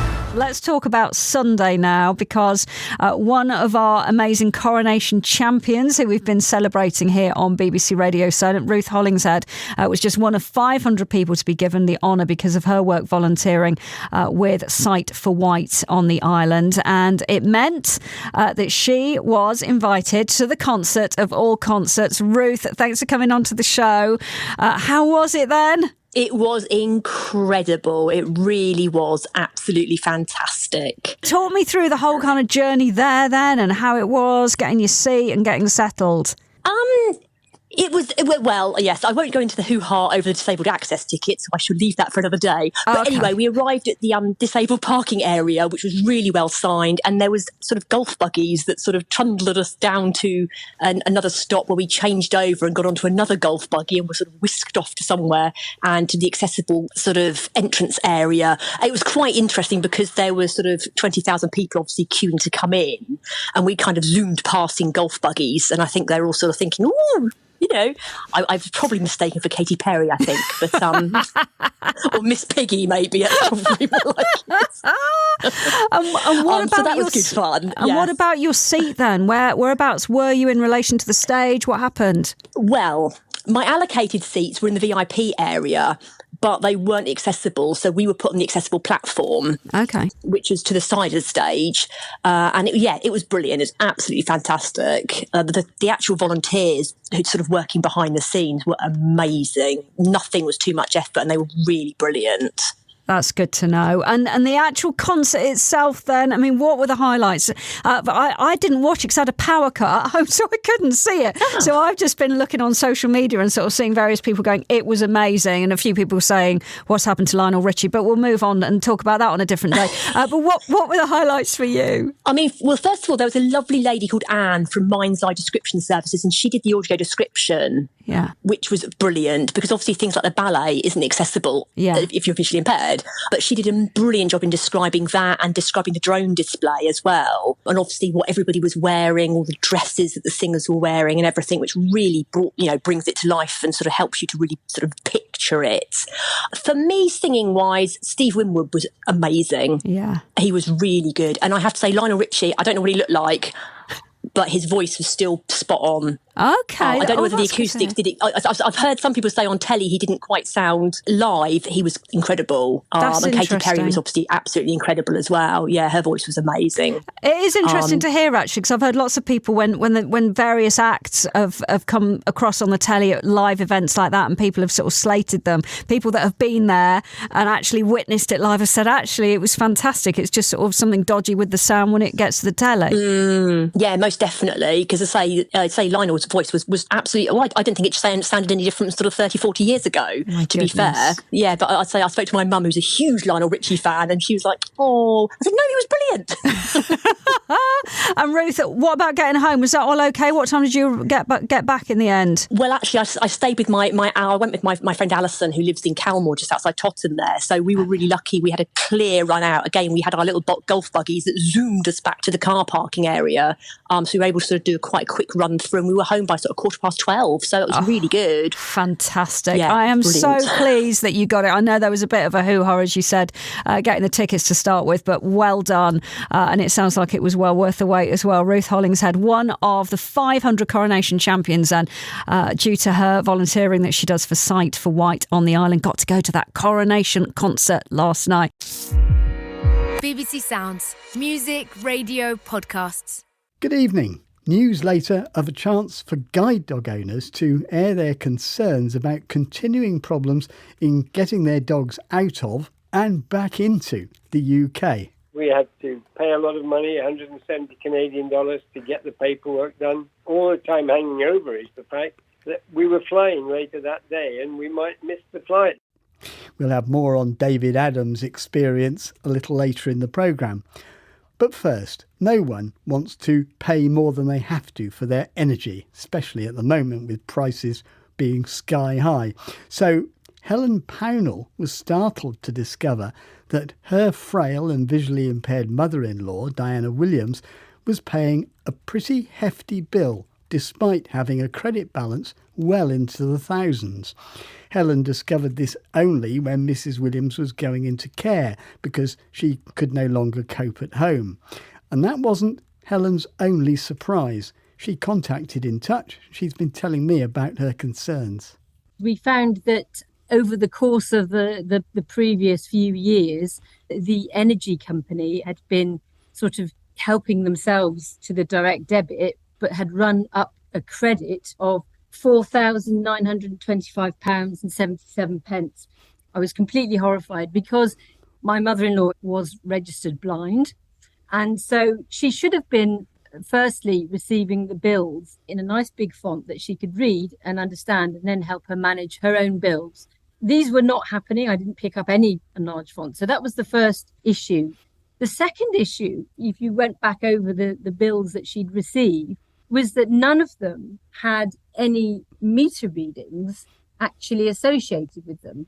So appreciating that this was COVID, but that being said, the meter unit was outside the property. So it would have been possible for somebody to go in and take a meter reading without necessarily putting themselves into contact or breaking the COVID restrictions. So just to get it clear, your mother was almost £5,000 in credit, but she was still being charged direct debits. Do you know exactly how much those direct debits were for? Basically, there was an account review on October 2021. We've reviewed your account and you need do nothing. Your payment will be £240. So £240 was going out of the account, basically regardless. I mean, I complained about the electric one. Obviously, the gas one was only going up to the tune of £700 in credit. So, all told, there was about £5,500 worth of credit that had been amassed. But obviously, the electric one was the most extreme example. Your complaint, basically, there was no attempt to lower the direct debit, even though her level of credit was so high.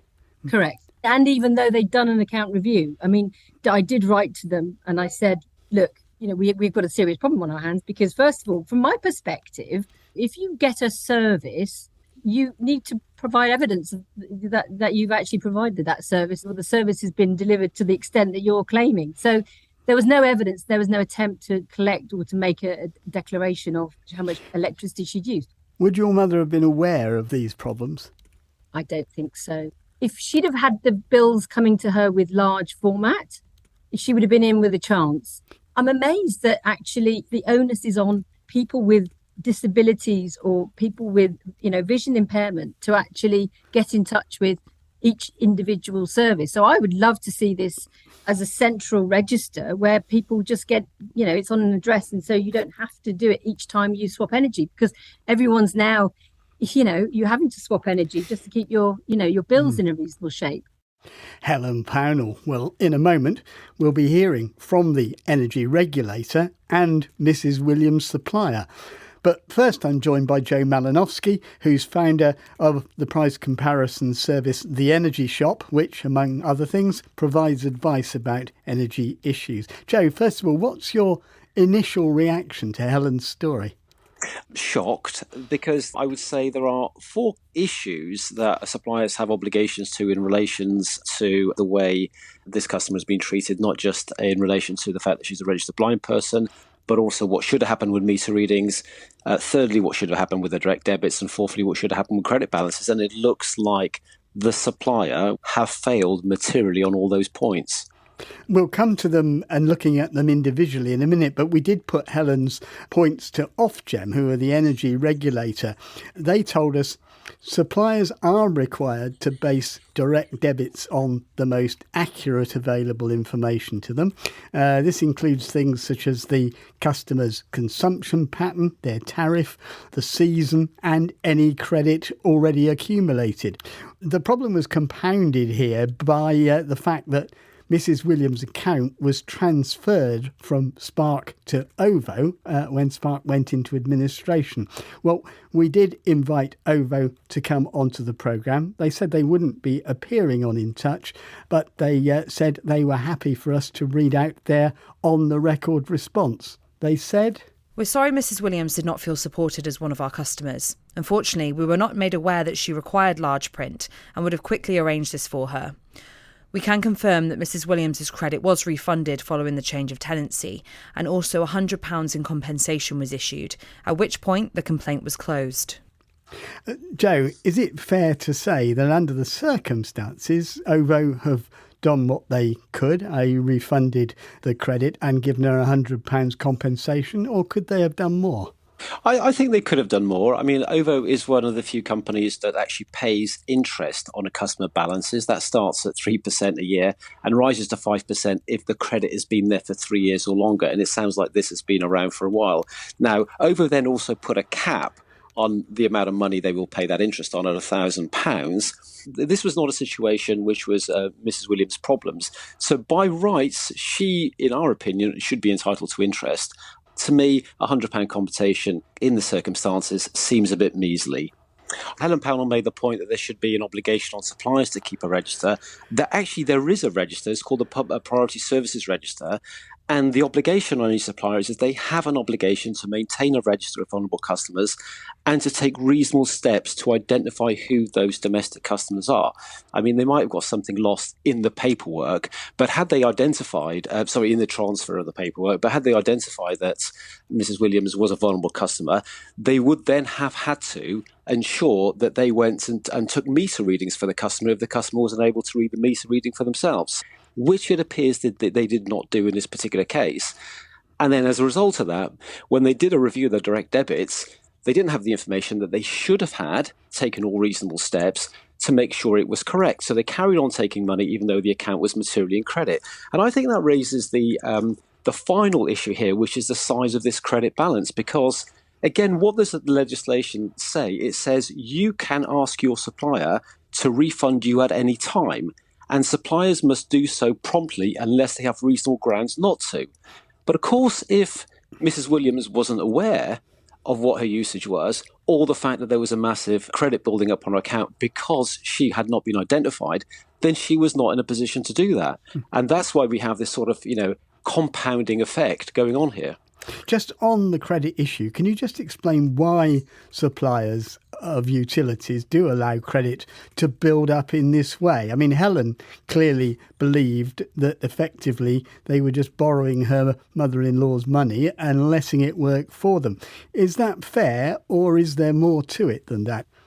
What happens with the usage profile, seasonal usage profile, and therefore the bill profile? When you pay for your energy, it's not just a function of the tariff you're on and what you pay, but also how much you use. And your usage varies quite significantly during the course of the year. So it is quite normal that you would build up a credit balance over the course of the summer months when your usage is low, and that credit balance would wind down or possibly even go negative during the winter months. But what shouldn't be happening is that your credit balance should be building up and up and up when your usage is, not changing. So that clearly should be a signal to any company to say that it is time to review that. We've got this wrong. We either hand some of that money back, or we actually reduce the direct debit to bring it back in line over time. The second point is, why do suppliers do that? Yes, it is an extremely cheap source of finance for the energy companies because, credit balances is not having to borrow money from the bank, right? Jay Malinowski, thank you very much indeed. Now, when pet passports were first introduced back in the 1990s, I think guide dog owners who wanted to travel with their dogs hoped that their problems were over. And so it seemed for a time. But a number of recent factors, Brexit, staffing problems on airlines and at airports as a result of COVID travel restrictions, seem to have led to a good deal of confusion about what documentation you need, who requires it, etc. Well, now the Civil Aviation Authority, the CAA, is organising a consultation to find out more about the problems people are experiencing and what they would like done about it. We're going to be hearing from them in a moment. But first, David Adams, who's president of the European Guide Dog Federation, has been telling us about the kind of problems he's been experiencing. It seems to me that every time you travel, the rules change and it's very confusing. I just recently went to Vancouver for the International Guide Dog Conference, and we had to get an animal health certificate in Canada before we could come home. And once we had it from a vet there, they told us we had to go to the government and get it stamped as official, and there were no appointments for 4 weeks. And who is requiring that of you? DEFRA and the animal health people at Heathrow. In the past, all the information about the dog was on the pet passport. His chip number, his name, his breeding, his rabies injection and his worming tablets before he comes home. All on the pet passport, which we were told at Heathrow when we arrived last week was not of any use to anybody. They won't even look at the pet passport now. So we had to get an 8-page document filled in Canada by a local vet with all the same information on it, basically. And it's not a very big problem to get him there, but bringing him back suddenly turned out to be an expensive, time-consuming venture. We had to pay a lot of money, 170 Canadian dollars, to get the paperwork done. We had to then take 2 expensive taxi rides to a government office to get the stamps put on by the government. All the time hanging over is the fact that we were flying later that day and we might miss the flight. And are you hearing this kind of thing from other guide dog owners that you talk to? We're contacted at least once or twice a week by somebody who has a problem, not necessarily with the pet passport, but sometimes just because the airlines don't know the ground rules and the airline staff at the gate don't know the ground rules. I really welcome this CAA work that they're doing on the consultation to try and improve things. That was what I was going to ask you about. There are a lot of people and organisations involved in a flight. So what is causing this confusion in your mind? Well, I'm fairly certain the biggest problem is a failure to train the customer-facing staff. So every time we show up at an airport, get to the desk, they have to find a supervisor. You stand there thinking you're going to miss your flight, sometimes for up to an hour, while they find somebody who's got a basic knowledge of the ground rules, which are quite simple, really, but nobody's trained to do it. So is this a problem with the airlines? Is it a problem on the ground with the airports? Or is it governments? Who do you think is responsible? Well, the fact the EU have changed the rules so we can't use the pet passport anymore is one factor. we were trying to get all sorts of people to take it on board, and they just passed the buck from one to the other. Nobody seems to want to grasp the nettle and say UK guide dogs and UK assistance dogs are okay to travel within Europe. We're trying to get all sorts of people involved to try and get it sorted out. We're not talking about pets, Peter. We're talking about disability assistance equipment, if you like wheelchairs and walking sticks and hearing aids and spectacles. My dog's my disability aid, and it's not a pet. There should be a derogation, or whatever they like to call it, from the rules so that guide dogs and assistance dogs for other people with disabilities can travel with their essential piece of equipment, which happens to be a living, sentient being. I mean, you say that you have to get it at least 1 month in advance. Well, I'm in Brussels now. I'll be in Brussels in 2 weeks' time. I was in Canada last week. You know, you just can't do all the paperwork all the time and pay up to £250 a go for it. It's ridiculous. David Adams, thank you very much indeed. Well, Paul Smith is Consumer Director and Interim Joint Chief Executive of the Civil Aviation Authority. The CAA has already had a look at the responsibilities of airports in this matter. Paul explained to me what that had revealed. We have an existing framework for the role of airports in terms of helping customers who are less mobile or have a disability to get through the airport and to have a good experience. We're now consulting on a framework for the role of airlines, so all the way from the booking process, all the way through check-in, all the way through on board the flights, with a view to rating the airlines in the same way that we have done that for the airports. Now, consistency is the issue here, isn't it? David says that different airlines tend to have differing requirements. I mean, what can you do about this? Is there any chance, for example, you could have a standardised approach by the airlines? Absolutely, and it's obviously disappointing to hear about David's experiences. One of the aspects that we cover in this consultation is assistance dogs. What we're looking to do is standardise the documentation. What's the written confirmation that the dog has indeed been trained and proof that they meet the minimum training standards? So what we will be doing is rating and reviewing the performance of airlines here, and that's how we'll help to drive up consistency, how we'll make sure that, to the points that David makes, that the staff are trained and the staff are able to understand the documents that they should be able to accept, so that people who have the requirement for an assistance dog are able to bring them on board and enjoy the travel in the same way that everybody else does. We've seen a lot of work from airports and airlines to make improvements as we come into the summer period this year, and we hope to see that, play out in the reality of the experiences that people have when they travel. I think this system will always work best when airports and airlines are working together. But isn't there a limit to what you can do, however good your intentions? After all, the requirements and documentation don't only come from airlines and airports, but primarily from governments as well. So it's going to be difficult, isn't it? And also, of course, you have, lots of interplay between different countries who will have different rules. You're absolutely right. There are some limits to the role of the CAA here.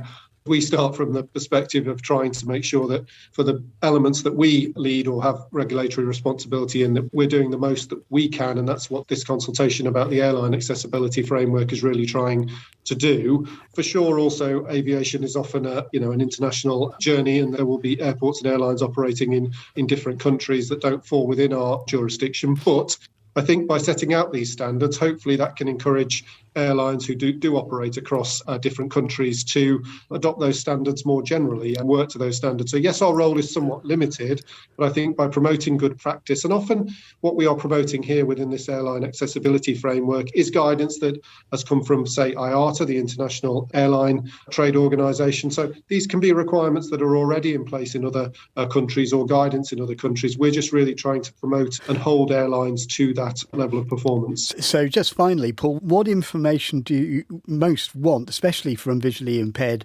people, and how can they give that information to you?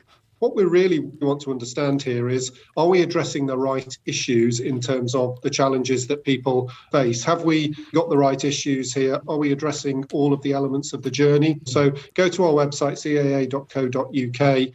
Paul Smith, thank you. And that's it for today. We'd like to know about your experience of travelling with guide dogs recently. You can email in touch at bbc.co.uk, leave a voicemail for us on 0161 836 1338, and for more information you can go to our website, if you're able, bbc.co.uk/in touch, from where you can download both tonight's and previous editions of In Touch. From me, Peter White, producer Beth Hemmings and studio manager Amy Brennan, goodbye.